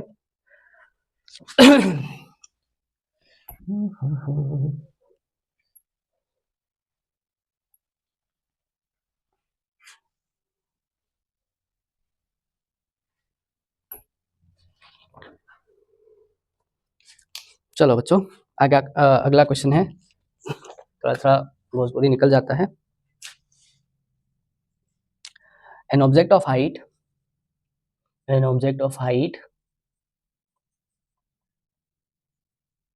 an object of height 5 centimeter is placed perpendicular, बच्चों घबराना नहीं, ये परपेंडिकुलर वगैरह बोल के आपको बस डरा रहा है और कुछ नहीं, ठीक है ना। परपेंडिकुलर मतलब आपको जैसे सीधा रखना है, ठीक है। Perpendicular to the, perpendicular to the principal, perpendicular to the principal axis of a concave lens, concave lens of focal length, of focal length 10 centimeter, if the distance of the object, if the distance of the object, distance of the object from the optical center, optical center of the lens optical centre of the lens is 20 centimetre, determine the position, nature and size of image formed using the lens। ठीक है बच्चों, position, nature and size of image बताना है। बहुत ही आसान question हो गया। देखो बच्चों, पहले तो लेंस से ही पता कर लेंगे किस तरह का इमेज बनेगा। ठीक है, जब हमें कॉन्केव लेंस, कॉन्वेक्स लेंस देना, तब थोड़ा सा हमें कैलकुलेशन का जरूरत पड़ता है। लेकिन कॉन्केव लेंस दे दिया तो बच्चों, कॉन्केव लेंस हमेशा क्या बनाता है? Virtual erect and diminish image बनाता है। जो कॉन्वेक्स मिरर काम कर रहा था वही कॉन्केव लेंस काम करता है। कॉन्वेक्स मिरर में जो इमेज बनता है वर्चुअल इरेक्ट एंड डिमिनिश, वही इमेज बच्चों क्या बनेगा? कॉन्केव लेंस में बनेगा। तो कॉन्केव लेंस हमेशा बच्चों virtual erect and diminish image बनाता है। ठीक है, तो फिर से वही तरीका अपना, गिवन लिखना, ताकि हमें कुछ मार्क्स तो मिल जाए। गिवन क्या है बच्चों? हाइट ऑफ ऑब्जेक्ट दिया हुआ है, यानी हाइट ऑफ ऑब्जेक्ट है हमारा 5 सेंटीमीटर। ठीक है, लेंस दिया है कॉन्केव, तो फोकल लेंथ कितना हो जाएगा? फोकल लेंथ हो जाएगा 10 सेंटीमीटर। और कॉन्केव लेंस का फोकल लेंथ नेगेटिव होता है तो नेगेटिव रख देंगे। If the distance of the object from the optical centre if the distance of the object from the optical centre of the lens is, अच्छा object distance दे दिया बच्चों 20 centimetre, ये भी नेगेटिव में रख देंगे। Determine the position, nature and size of image, हमें we निकालना है। ठीक है, तो यहाँ पे हम लोग लिख रहे हैं using lens formula. Lens formula को यूज करेंगे। क्या है? 1/f is equal to 1/v minus 1/u। 1/f is equal to 1/v minus 1/u।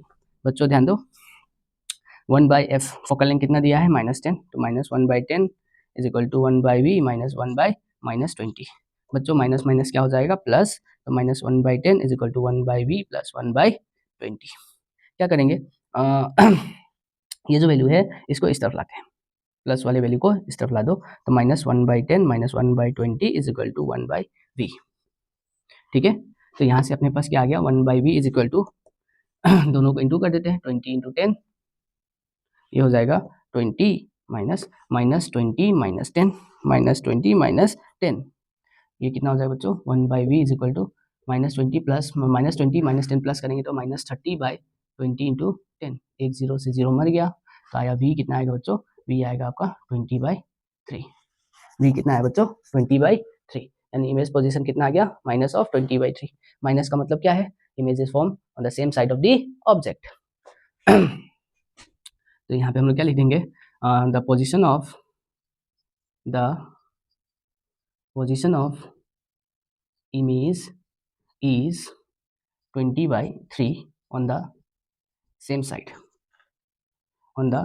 same side of object. जिस साइड पे ऑब्जेक्ट रखा है उसी साइड पे हमारा इमेज बना है।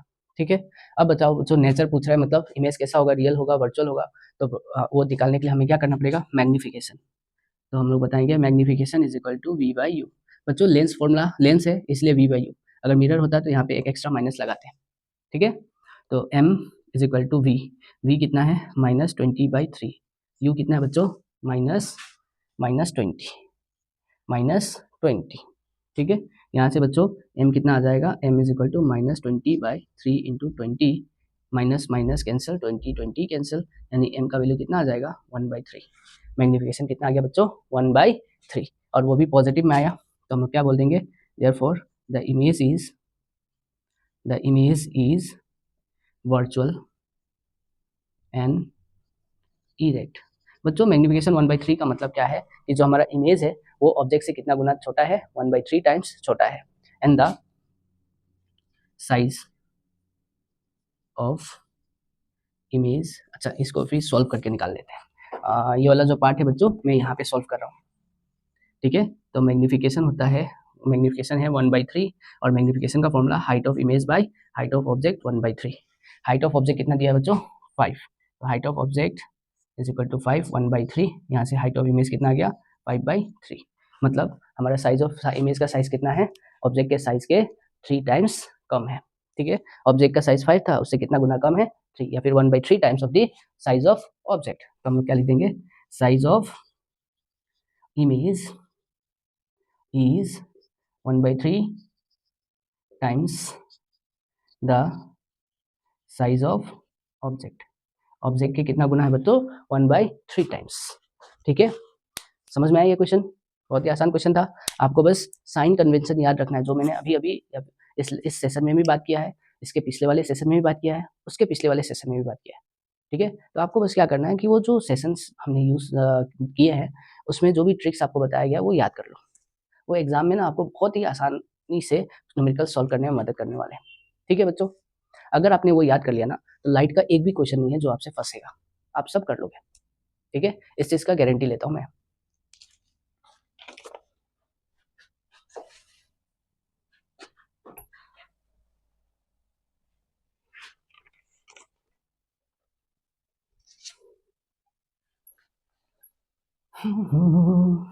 क्या हो बुझ लो।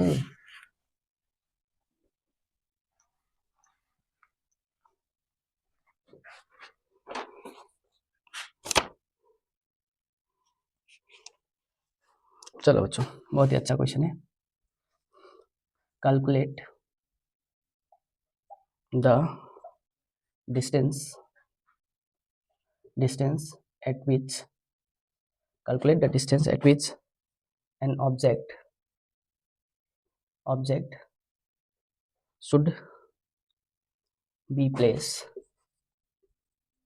an object should be placed in front of a convex lens of focal length 10 centimeter to obtain a virtual image of double its size। ठीक है बच्चों, बोल रहा है कि calculate the distance at which an object should be place in front of a convex lens of focal length 10 centimeter to obtain a virtual image of double its size. तो हमें तो देखो बच्चों एक ही डेटा दिख रहा है 10 सेंटीमीटर, फिर कैसे करें? तो मैंने क्या बोला था कोई भी सवाल हो फिजिक्स का उसमें आपको कुछ ना कुछ ऐसा लूप होल देगा ही देगा जो आपको ढूंढना है, और यहाँ पे जो बच्चों लूप होल है वो ये है डबल इट्स साइज। ठीक है, मतलब calculate the distance at which object should be placed in front of focal length to obtain a virtual image of double its size. मतलब ऑब्जेक्ट का कितना गुना हमारा इमेज है, डबल। ऑब्जेक्ट का डबल है, यानी मैग्निफिकेशन बच्चों दिया हुआ है डबल। ठीक है, मैग्निफिकेशन क्या होता है, size of image with respect to object. Object के हिसाब से हमारा जो इमेज है वो कितना बड़ा है या फिर छोटा बना है। तो यहाँ पे बोल रहा है कि इमेज जो है डबल है, इसका मतलब मैग्निफिकेशन दे दिया हमें डबल। ठीक है, तो अब हम लोग सॉल्यूशन स्टार्ट कर रहे हैं इसका। तो बच्चों पहले सबसे पहला काम गिवन क्या दिया है, फोकल लेंथ दिया हुआ है। फोकल लेंथ कैसा लेंस है बच्चों, कॉन्वेक्स, तो फोकल लेंथ पॉजिटिव में 10 सेंटीमीटर। मैग्निफिकेशन दिया हुआ है डबल, मैग्निफिकेशन दिया हुआ है डबल यानी 2। और कैसा इमेज है बच्चों, वर्चुअल, तो मैग्निफिकेशन प्लस। इतना आप लिखे तो कुछ ना कुछ मार्क्स दे ही देगा, आधा मार्क्स या जो भी है। ठीक है, तो हमसे बोल रहा है कि कहाँ पे ऑब्जेक्ट को रखा जाए। बच्चों याद करो, अभी मैंने बोला था कि कॉन्केव लेंस जो होता है वो हमेशा वर्चुअल इमेज बनाता है, और कॉन्वेक्स लेंस के पास दो कंडीशन है, रियल इमेज भी बनाना और वर्चुअल इमेज भी बनाना। तो कॉन्वेक्स लेंस बच्चों हमेशा वर्चुअल इमेज तभी बनाएगा जब ऑब्जेक्ट उसका ऑप्टिकल सेंटर और फोकस के बीच में हो। ठीक है ना, तो ऑब्जेक्ट कहाँ पे रखा जाएगा, ऑप्टिकल सेंटर और फोकस के बीच में। यहाँ पे हम लिखेंगे कॉन्वेक्स लेंस, ये हिंट है, convex lens forms virtual image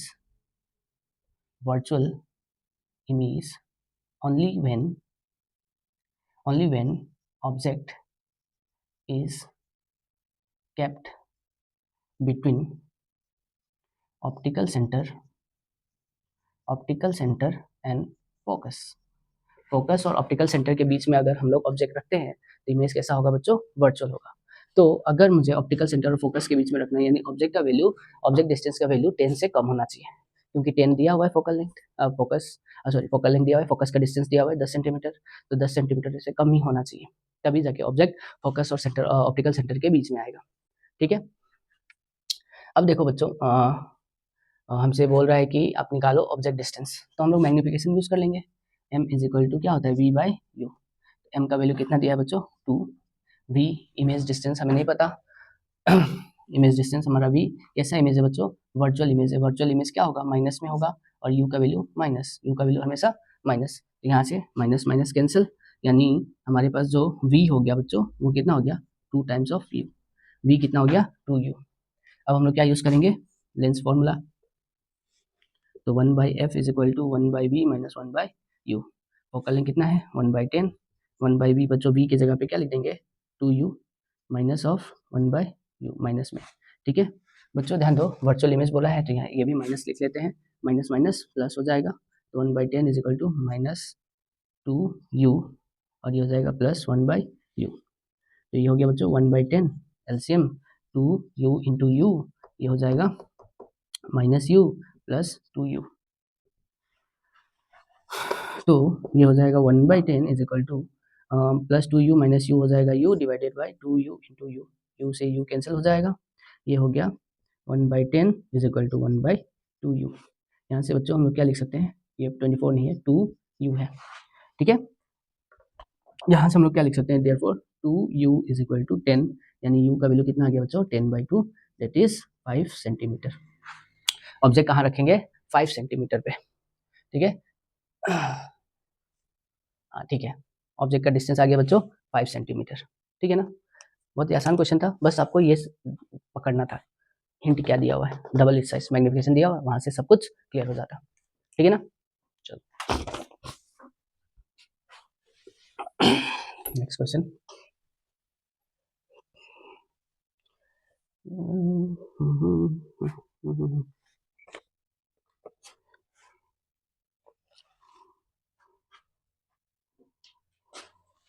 अगला क्वेश्चन है बच्चों, student has a length of focal length 40 centimeter, and another of minus 20 centimeter. Write the nature and power of each lens. आसान क्वेश्चन है बच्चों, देखो, student has lens of focal length 40 centimetre and another of minus 20 centimetre, right the nature and power of each lens. बच्चों ध्यान दो, अभी इससे पहले कुछ क्वेश्चंस पहले हमने जाना था कि अगर फोकल लेंथ पॉजिटिव है तो पावर क्या होगा, पॉजिटिव होगा, और अगर फोकल लेंथ नेगेटिव है तो पावर क्या होगा, नेगेटिव होगा। तो बच्चों ध्यान दो, हम लोग लिख लेंगे for focal length 40 centimetre, 40 centimetre के लिए निकाल देते हैं, तो पावर क्या होता है, 1/f। ये मीटर में हम लोग लेंगे सेंटीमीटर वाला, तो 100/f। ठीक है ना, ये हो गया 100, नीचे 40, 0 0 कैंसिल, ये हो जाएगा 5, ये हो जाएगा 2, डेट इज 2.5 प्लस 2.5 डायप्टर। ठीक है ना, और दूसरा कैसे बच्चों, for focal length minus 20 centimetre. तो अगर माइनस 20 के लिए निकाल रहे हैं तो power is equal to 100 focal length centimeter में, 100 कितना हो जाएगा 20 माइनस में बच्चों, तो यहाँ से 0 0 5, कितना आ गया -5 डायप्टर। तो बच्चों अगर focal length since power is positive, the lens is convex. Power positive है तो लेंस कैसा है, कॉन्वेक्स। अगर पावर इज नेगेटिव, पावर का वैल्यू कितना है बच्चों, negative, so lens is concave. Lens कैसा होगा, कॉनकेव। ठीक है, इस तरह का सवाल, बहुत आसान सवाल था। ठीक है,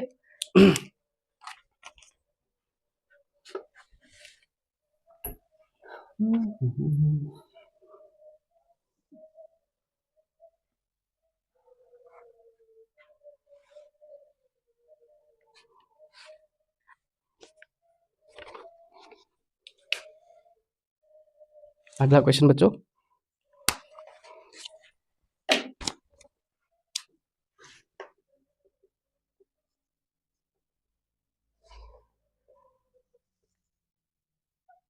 an object of height 4 centimeter is placed at a distance of 30 centimeter from the optical center of a convex lens of focal length 20 centimeter. Draw a ray diagram to find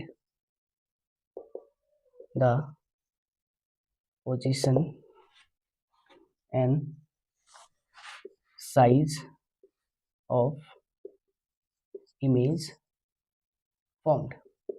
पहला क्वेश्चन यहाँ पे खत्म हुआ. Mark optical centre and principal focus on the diagram. Also find the approximate ratio of the size of the image to the size of the object. ठीक है बच्चों, देखो an object of height 4 cm is placed at a distance of 30 cm from the optical center of a convex lens of focal length 20 cm. ठीक है बच्चों, हमें फिर से सॉल्व करना है लेंस फॉर्मूला वगैरह यूज करके. तो स्टार्ट करते हैं.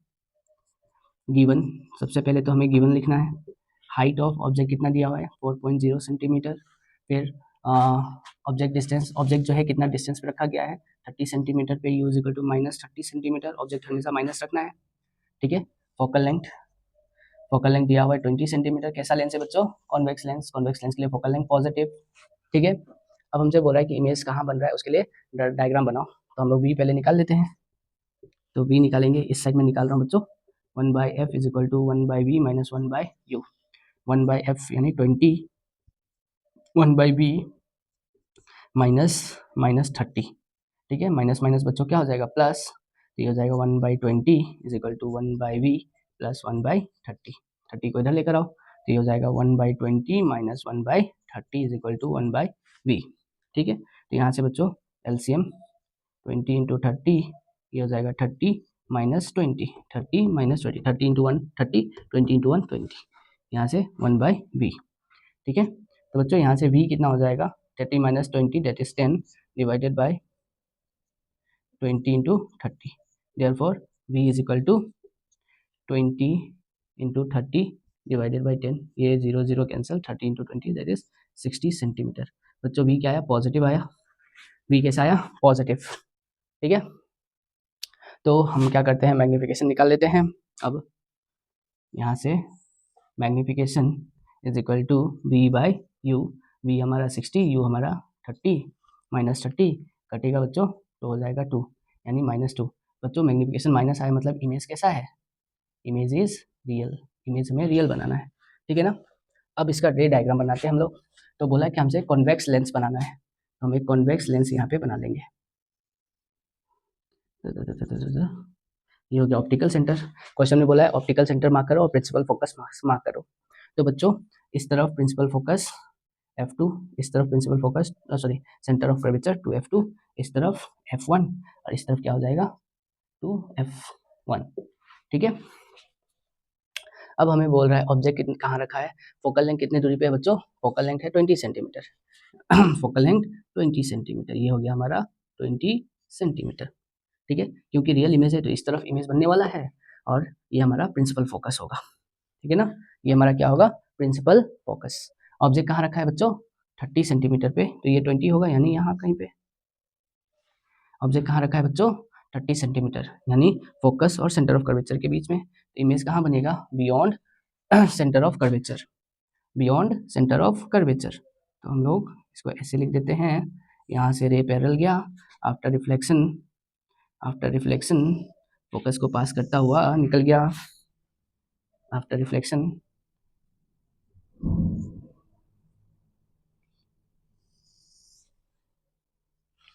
के बाद फोकस को पास करता हुआ निकल गया।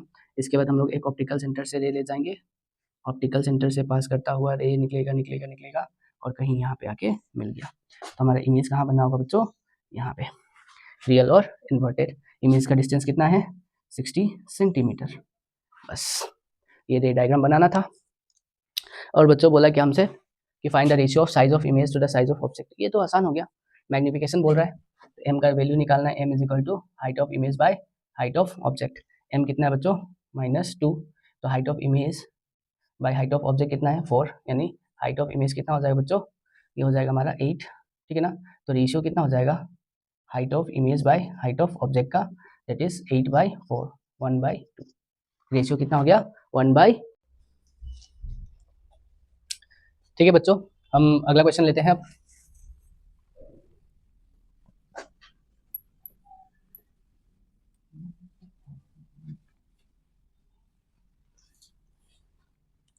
तो बच्चों हमारा अगला क्वेश्चन है, define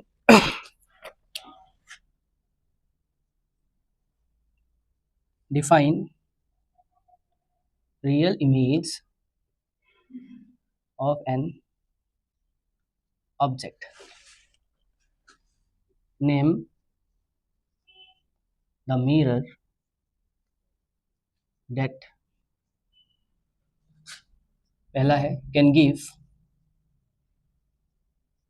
real as well as virtual image of an object। दूसरा है बच्चों, will always give virtual image of same size। तीसरा है will always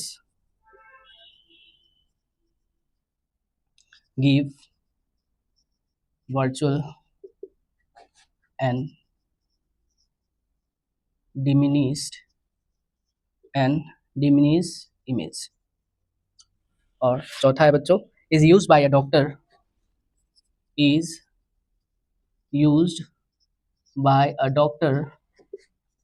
examining teeth। ठीक है। तो देखो बच्चों, ये क्वेश्चन क्या बोल रहा है हमसे, define real image of an object. Real image क्या होता है, when image is form by actual meeting of two reflected rays are called real image. तो हम लोग का सॉल्यूशन आंसर क्या हो जाएगा, the image formed by the actual intersection of two reflected rays। दो रिफ्लेक्टेड रेस के एक्चुअल इंटरसेक्शन की वजह से, अगर दो रिफ्लेक्टेड रेस सच में जाके कहीं पे मिल रहे हैं, तो उस पॉइंट पे हम लोग क्या बोलेंगे, रियल इमेज बन रहा है। ठीक है। और दूसरा क्या बोल रहा है, can give real as well as virtual image of an object. अब हमें ना यहाँ पे मिरर का नाम बताना है, ये जो कंडीशन है इसमें कौन सा मिरर फिट बैठता है। तो बच्चों एक ऐसा मिरर जो रियल और वर्चुअल इमेज दोनों बना सकता है। तो पहला का क्या हो जाएगा, जो रियल और वर्चुअल इमेज दोनों बता सकता है। तो अभी हमने कुछ क्वेश्चंस पहले बात किया था कि कॉनकेव मिरर एक ऐसा मिरर है, कॉनकेव मिरर जो कि दोनों इमेज बनाता है, रियल और वर्चुअल दोनों। दूसरा है बच्चों, will always give virtual image of same size. Virtual image तो बनाएगा और सेम साइज का बनाना चाहिए। तो बच्चों तीन मिरर है अपने पास, एक तो है कॉनकेव मिरर जो वर्चुअल इमेज बनाता है, लेकिन वो जो ऑब्जेक्ट होता है, जो इमेज होता है, वो ऑब्जेक्ट से बहुत बड़ा होता है, मतलब एनलार्ज इमेज बनाता है। ठीक है, कॉनकेव मिरर वर्चुअल इमेज बनाएगा लेकिन मैग्नीफाइड होता है।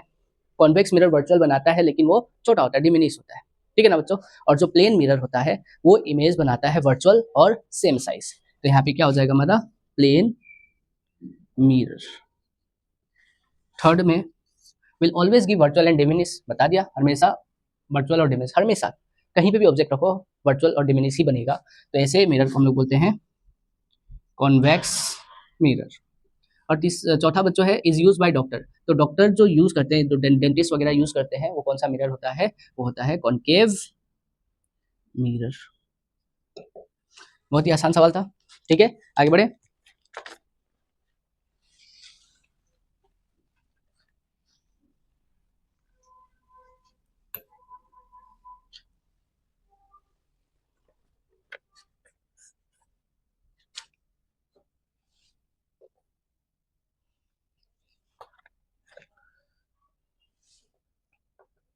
बोल रहा है ए concave lens has a focal length a concave lens has a focal length of 20 centimeter at what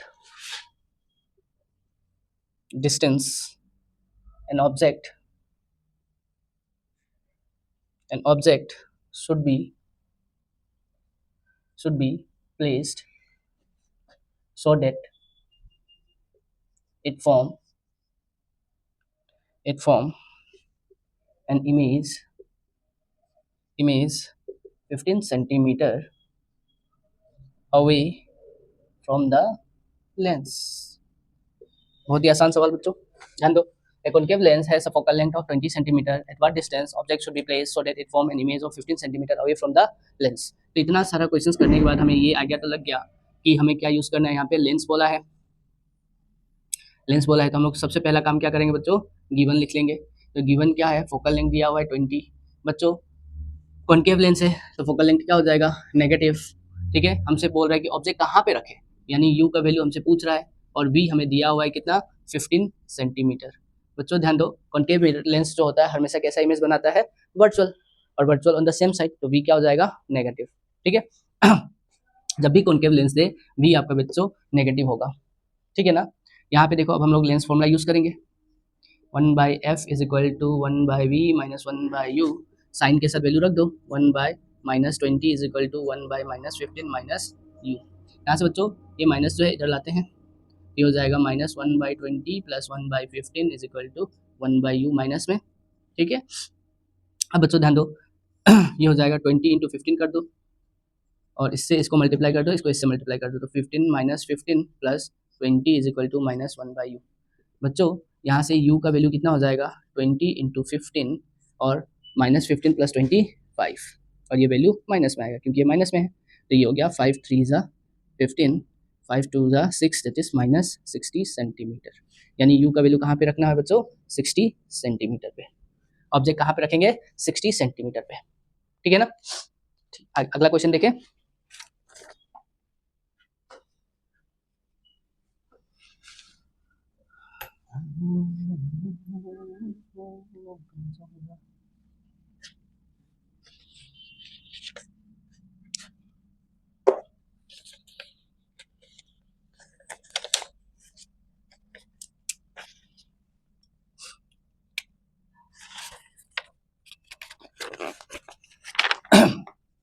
बच्चों नेक्स्ट क्वेश्चन है, देखो। ए converging lens forms a real and inverted image of an object at a distance of 100 centimeter from it. Where should an object be placed in front of the lens so that the size of the image is twice the size of the object. Also Also calculate the power calculate the power of a lens.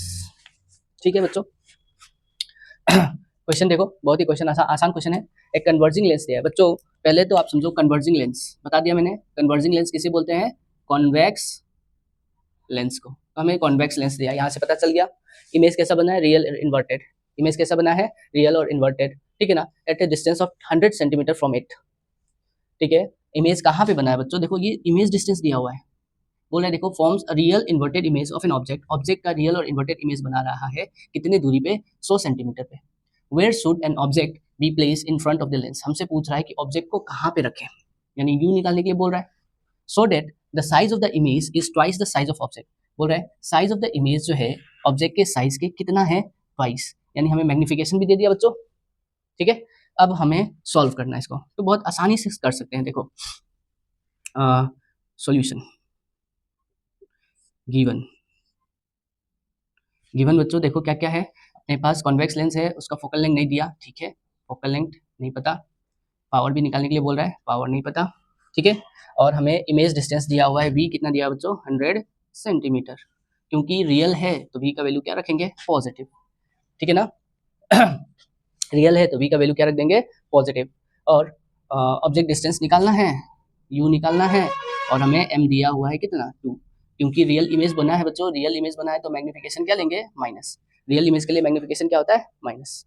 अब हमें करना है magnification का formula लगाएंगे, m is equal to v by u. बच्चों ये lens है तो v बाई यू, मिरर होता तो minus of v by u, ठीक है। तो यहाँ पे m की जगह पे -2 इज इक्वल टू यू कितना है, प्लस है 100 सेंटीमीटर, यानी 100 रख देते हैं, और यू माइनस में होता है, ठीक है। तो यहाँ से बच्चों मल्टीप्लाई करेंगे तो देखो minus minus plus, that is 2u is equal to 100, यानी u का वैल्यू कितना आ गया, 100/2, दैट इज 50 सेंटीमीटर। u का वैल्यू कितना आ गया बच्चों, 50 सेंटीमीटर। तो पहला सवाल हम लोग का क्लियर हो गया कि ऑब्जेक्ट कहाँ पे रखा जाए, object should be place in front of 50 in front at a distance of 50 centimeter. तो पहला सवाल का जवाब क्या हो गया, the object should be placed at a distance of 50 centimeter. कहाँ पे रखेंगे, 50 सेंटीमीटर।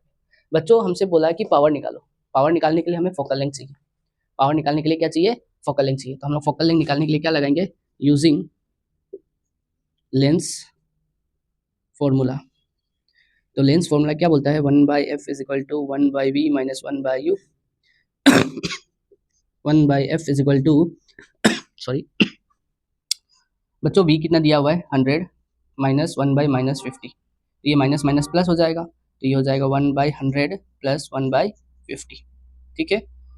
इसको सॉल्व करते हैं यहाँ पे, ठीक है। तो 1/f इज इक्वल टू बच्चों ये हो जाएगा देखो 100 इंटू 50, और ये होगा 50 प्लस 100। तो यहाँ से बच्चों फोकल लेंथ कितना हो गया, 100 इंटू 50 डिवाइडेड बाई 100 प्लस 50, 150। 1 0 0 मर गया, 5 3 ज़ा 15, दैट इज कितना आ गया बच्चों, 100/3। फोकल लेंथ कितना आ गया, 100/3 सेंटीमीटर। तो हमसे फोकल लेंथ नहीं पूछा था, हमसे पूछा था पावर, और पावर को निकालने के लिए हमें क्या चाहिए, फोकल लेंथ चाहिए था, तो हमने फोकल लेंथ निकाल लिया। अब यहाँ से हम लोग पावर लिख लेंगे बच्चों। तो पावर कितना होता है, power is equal to 1/f, अगर सेंटीमीटर में है तो 100/f। तो बच्चों 100/f, 100 f कितना है, f कितना है, चलो कोई लेट, 1/f इसमें मीटर में, और अगर सेंटीमीटर में लेना होगा बच्चों, फोकल लेंथ अगर सेंटीमीटर में देगा तो 100/f सेंटीमीटर में। तो हमारा आंसर किस में आया, सेंटीमीटर में, तो हम लोग ये वाला फॉर्मूला यूज़ कर लेते हैं। तो ये हो जाएगा 100/f कितना है, 100/3, 3 ऊपर जाएगा बच्चों, तो 100 और 100 कैंसिल, दैट इज पावर कितना आ गया, 3 डायोप्टर प्लस में। प्लस क्यों लगाया बच्चों, कॉन्वेक्स लेंस था या फिर फोकल लेंथ पॉजिटिव आया, इसीलिए पावर भी हमारा पॉजिटिव आया, ठीक है। नेक्स्ट क्वेश्चन देखें।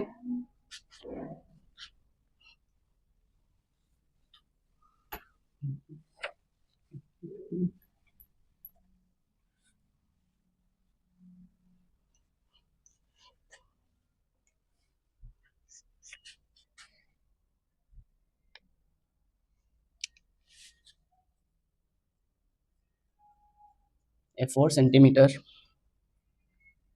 tall object is placed perpendicular to the principal axis of a convex lens of focal length 20 centimeter. The distance of the object from the lens is 15 centimeter. Find the nature, position and size of image. ठीक है बच्चों, देखो ये question मैं नहीं करूंगा, ये question आप लोग खुद करेंगे और इसका जो आंसर है वो हमें पोस्ट करेंगे आप कमेंट में, ठीक है ना। ये आपका होमवर्क है, ठीक है। हम लोग आगे क्यों ऐसा कर रहा हूँ, क्योंकि इस तरह का क्वेश्चन अभी हमने बहुत सारा कर लिया है बच्चों। देखो कॉन्वेक्स लेंस दे दिया, फोकल लेंथ आप पॉजिटिव में ले लोगे, ऑब्जेक्ट डिस्टेंस दिया हुआ है 15 सेंटीमीटर। तो इस तरह से हम लोग को क्या करना है, पोजीशन बोल रहा है, इमेज का वी निकालना है, मैग्नीफिक साइज निकालना है तो एम निकालेंगे। तो ये सब सवाल हमने बहुत सारा कर लिया। अब हम लोग कुछ अलग तरह का सवाल देखेंगे, इसलिए ये आपका होमवर्क है, ये आपको खुद से करना है। The magnification produced by a concave mirror is +4. Write the information about the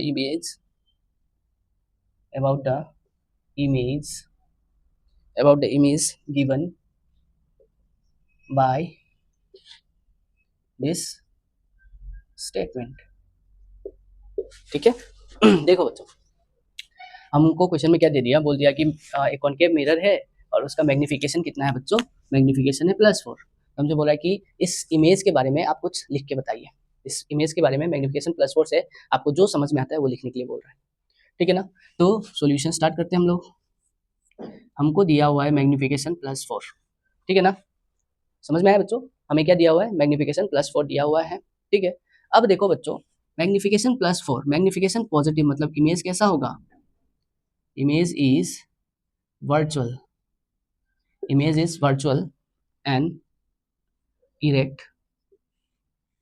image image क्या होगा, वर्चुअल और इरेक्ट होगा। और मैग्नीफिकेशन +4 का मतलब क्या है बच्चों, जो ऑब्जेक्ट है, जो इमेज है हमारा, ऑब्जेक्ट से कितना टाइम्स बड़ा होगा, 4 टाइम्स बड़ा होगा, ठीक है ना। हम लोग क्या लिखेंगे, and the image is 4 times the size of object के साइज के कितना गुना होगा बच्चों, 4 गुना।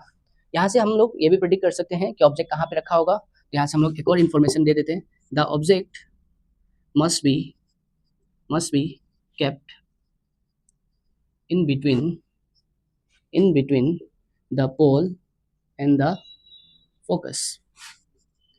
जब ऑब्जेक्ट को पोल और फोकस के बीच में रखेंगे तभी कॉनकेव मिरर कैसा इमेज बनाता है, वर्चुअल इमेज बनाता है। तो हम लोग ये भी प्रेडिक्ट कर दिए कि ऑब्जेक्ट कहाँ पे रखा होगा बच्चों, पोल और फोकस के बीच में, ठीक है। इतना ही करना था, आगे बढ़े।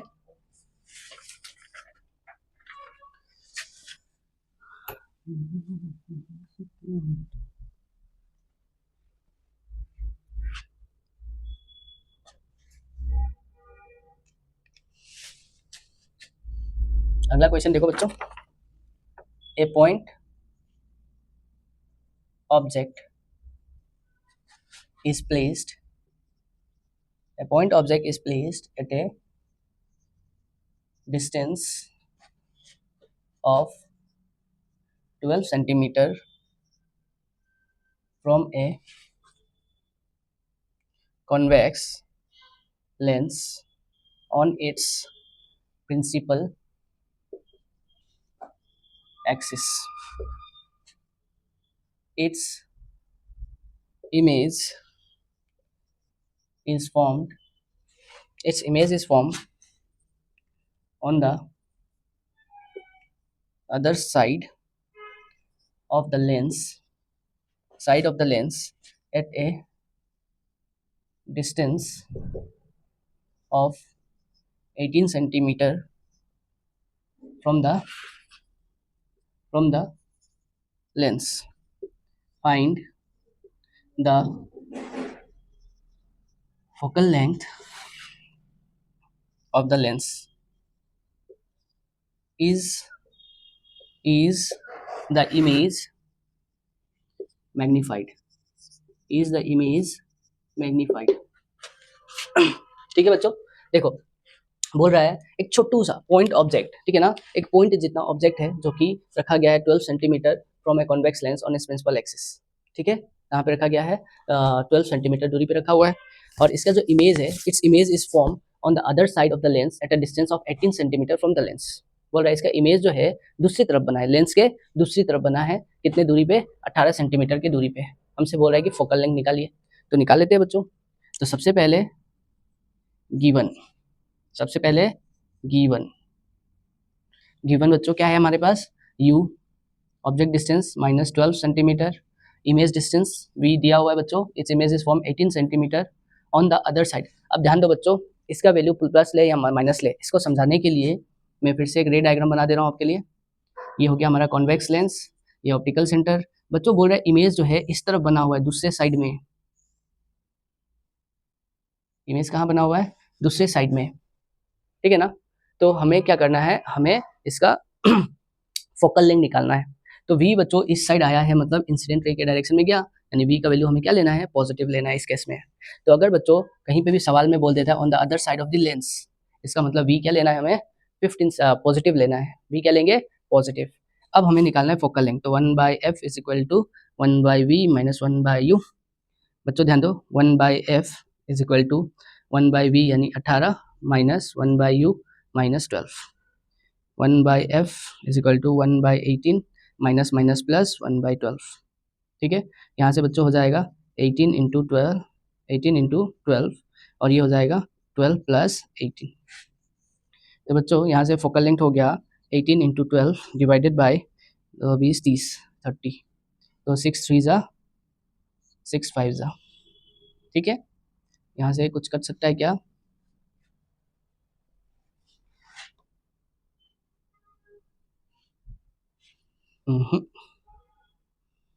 3 2 ज़ा 6 3 2 ज़ा 6 3 1 ज़ा 3 5, 36/5। तो बच्चों 36/5 कितना हो जाएगा, 6.0, तो सॉरी 6, ये हो जाएगा 5110.2, 61.2 सेंटीमीटर। फोकल लेंथ कितना है बच्चों, 61.2 सेंटीमीटर। फोकल लेंथ कितना है, 61.2 सेंटीमीटर। हमसे क्या बोल रहा है कि इमेज जो है क्या मैग्नीफाइड है, इमेज बड़ा है या छोटा है, तो हम क्या लिख देंगे, m is equal to v/u। तो v कितना है बच्चों, पॉजिटिव में 18, u कितना है 12 माइनस में। तो बच्चों ध्यान दो, ये हो जाएगा 3 6 ज़ा 18, 3 4 ज़ा 12, 3 3 ज़ा 3 2 ज़ा 6, सॉरी 2 3 ज़ा 6, 2 4 ज़ा 2, 3/2 दैट इज 1.5। मैग्निफिकेशन कितना आ रहा है बच्चों, 1.5, यानी हमारा जो ऑब्जेक्ट है, इमेज है, वो ऑब्जेक्ट से कितना बड़ा है, 1.5, यानी क्या बोल देंगे, image is magnified. Image is magnified कैसे पता चल गया, मैग्नीफाइड है। तो बच्चों अगर कोई वैल्यू 1 से ज़्यादा है ना, अगर वैल्यू 1 से ज़्यादा है तो वो इमेज मैग्नीफाइड होगा, अगर वैल्यू 1 से कम है तो वो डिमिनिश होगा, और अगर वैल्यू 1 के बराबर है तो सेम साइज होगा। इस चीज़ को यहाँ पे मैं लिख दे रहा हूँ आपके लिए ट्रिक। अगर मैग्निफिकेशन ग्रेटर देन 1 है तो मैग्नीफाइड, अगर वैल्यू बराबर है 1 के तो सेम साइज, और अगर वैल्यू लेस देन 1 है तो बच्चों डिमिनिश, ठीक है। फिर हम बढ़ते हैं अगले क्वेश्चन पे।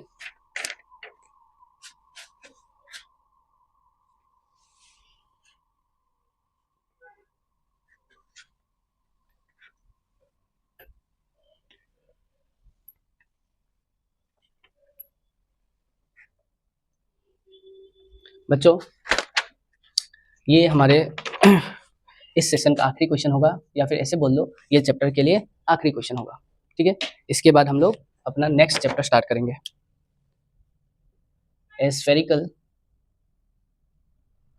ए spherical mirror forms a real inverted image with a magnification of 2 if the image is at a distance of 30 centimeters. Determine the position of object and focal length. Additionally,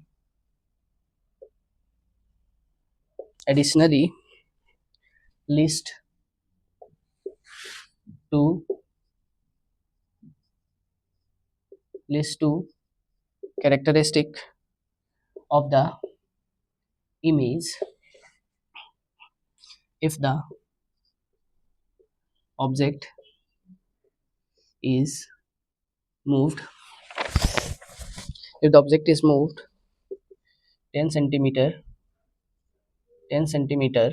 closer to the mirror,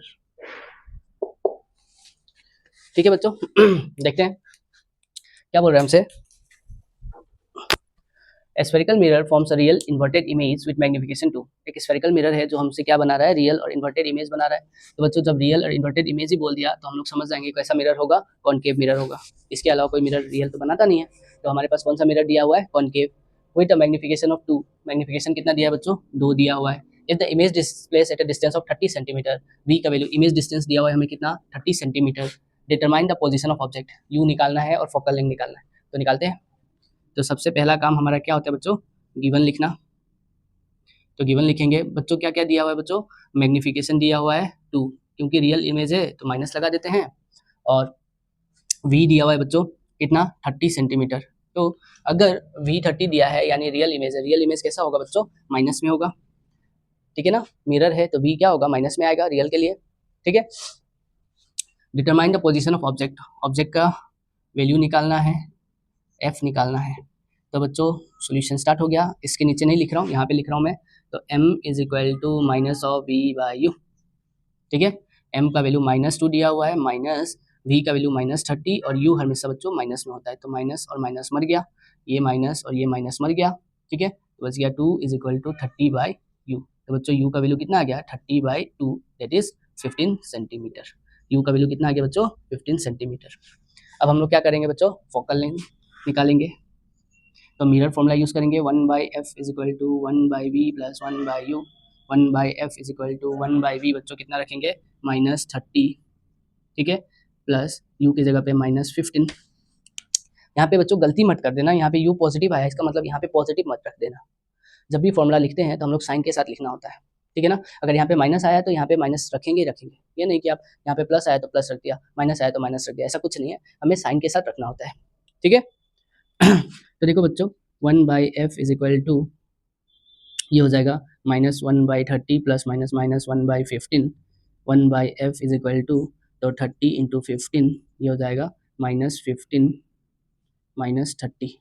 तो यहाँ से बच्चों f कितना आ गया, 30 into 15, और minus minus plus करेंगे तो -45। कॉनकेव मिरर का फोकल लेंथ माइनस आता है, ये माइनस आ रहा है, तो हमारा कैलकुलेशन सही है, कैलकुलेशन हमारा कहीं पे भी गलत नहीं है। तो ये देखो बच्चों 5 3 ज़ा 15, 5 9 ज़ा 45, 3 10 ज़ा 30, 3 3 ज़ा 9, 3 3 कैंसिल। फोकल लेंथ कितना आ गया बच्चों, हमारा फोकल लेंथ आ गया -10 सेंटीमीटर। फोकल लेंथ कितना आ गया, -10 सेंटीमीटर। अब यहाँ पे हमारा यहाँ तक खत्म हो गया बच्चों। क्या बोल रहा है, additionally list 2 characteristic of the image if the object is move 10 centimeter closer to the mirror. इसका मतलब है कि ऑब्जेक्ट जो है बच्चों ध्यान से समझना, ये हमारा पोल, ये हमारा फोकस, कितना इमेज कितना दूरी है, 10 सेंटीमीटर का दूरी है। और अभी ऑब्जेक्ट कहाँ पे रखा था बच्चों, 15 सेंटीमीटर पे, तो यहाँ पे कहीं पे ऑब्जेक्ट रख दिया है। ये कितना दूरी पे है बच्चों, 15 सेंटीमीटर पे, ठीक है ना। अब क्वेश्चन क्या बोल रहा है कि आप ना ऑब्जेक्ट को और 10 सेंटीमीटर से आगे रख दो, और 10 सेंटीमीटर से आगे रख दो, तो हमारा जो न्यू पोजीशन होगा, न्यू पोजीशन ऑफ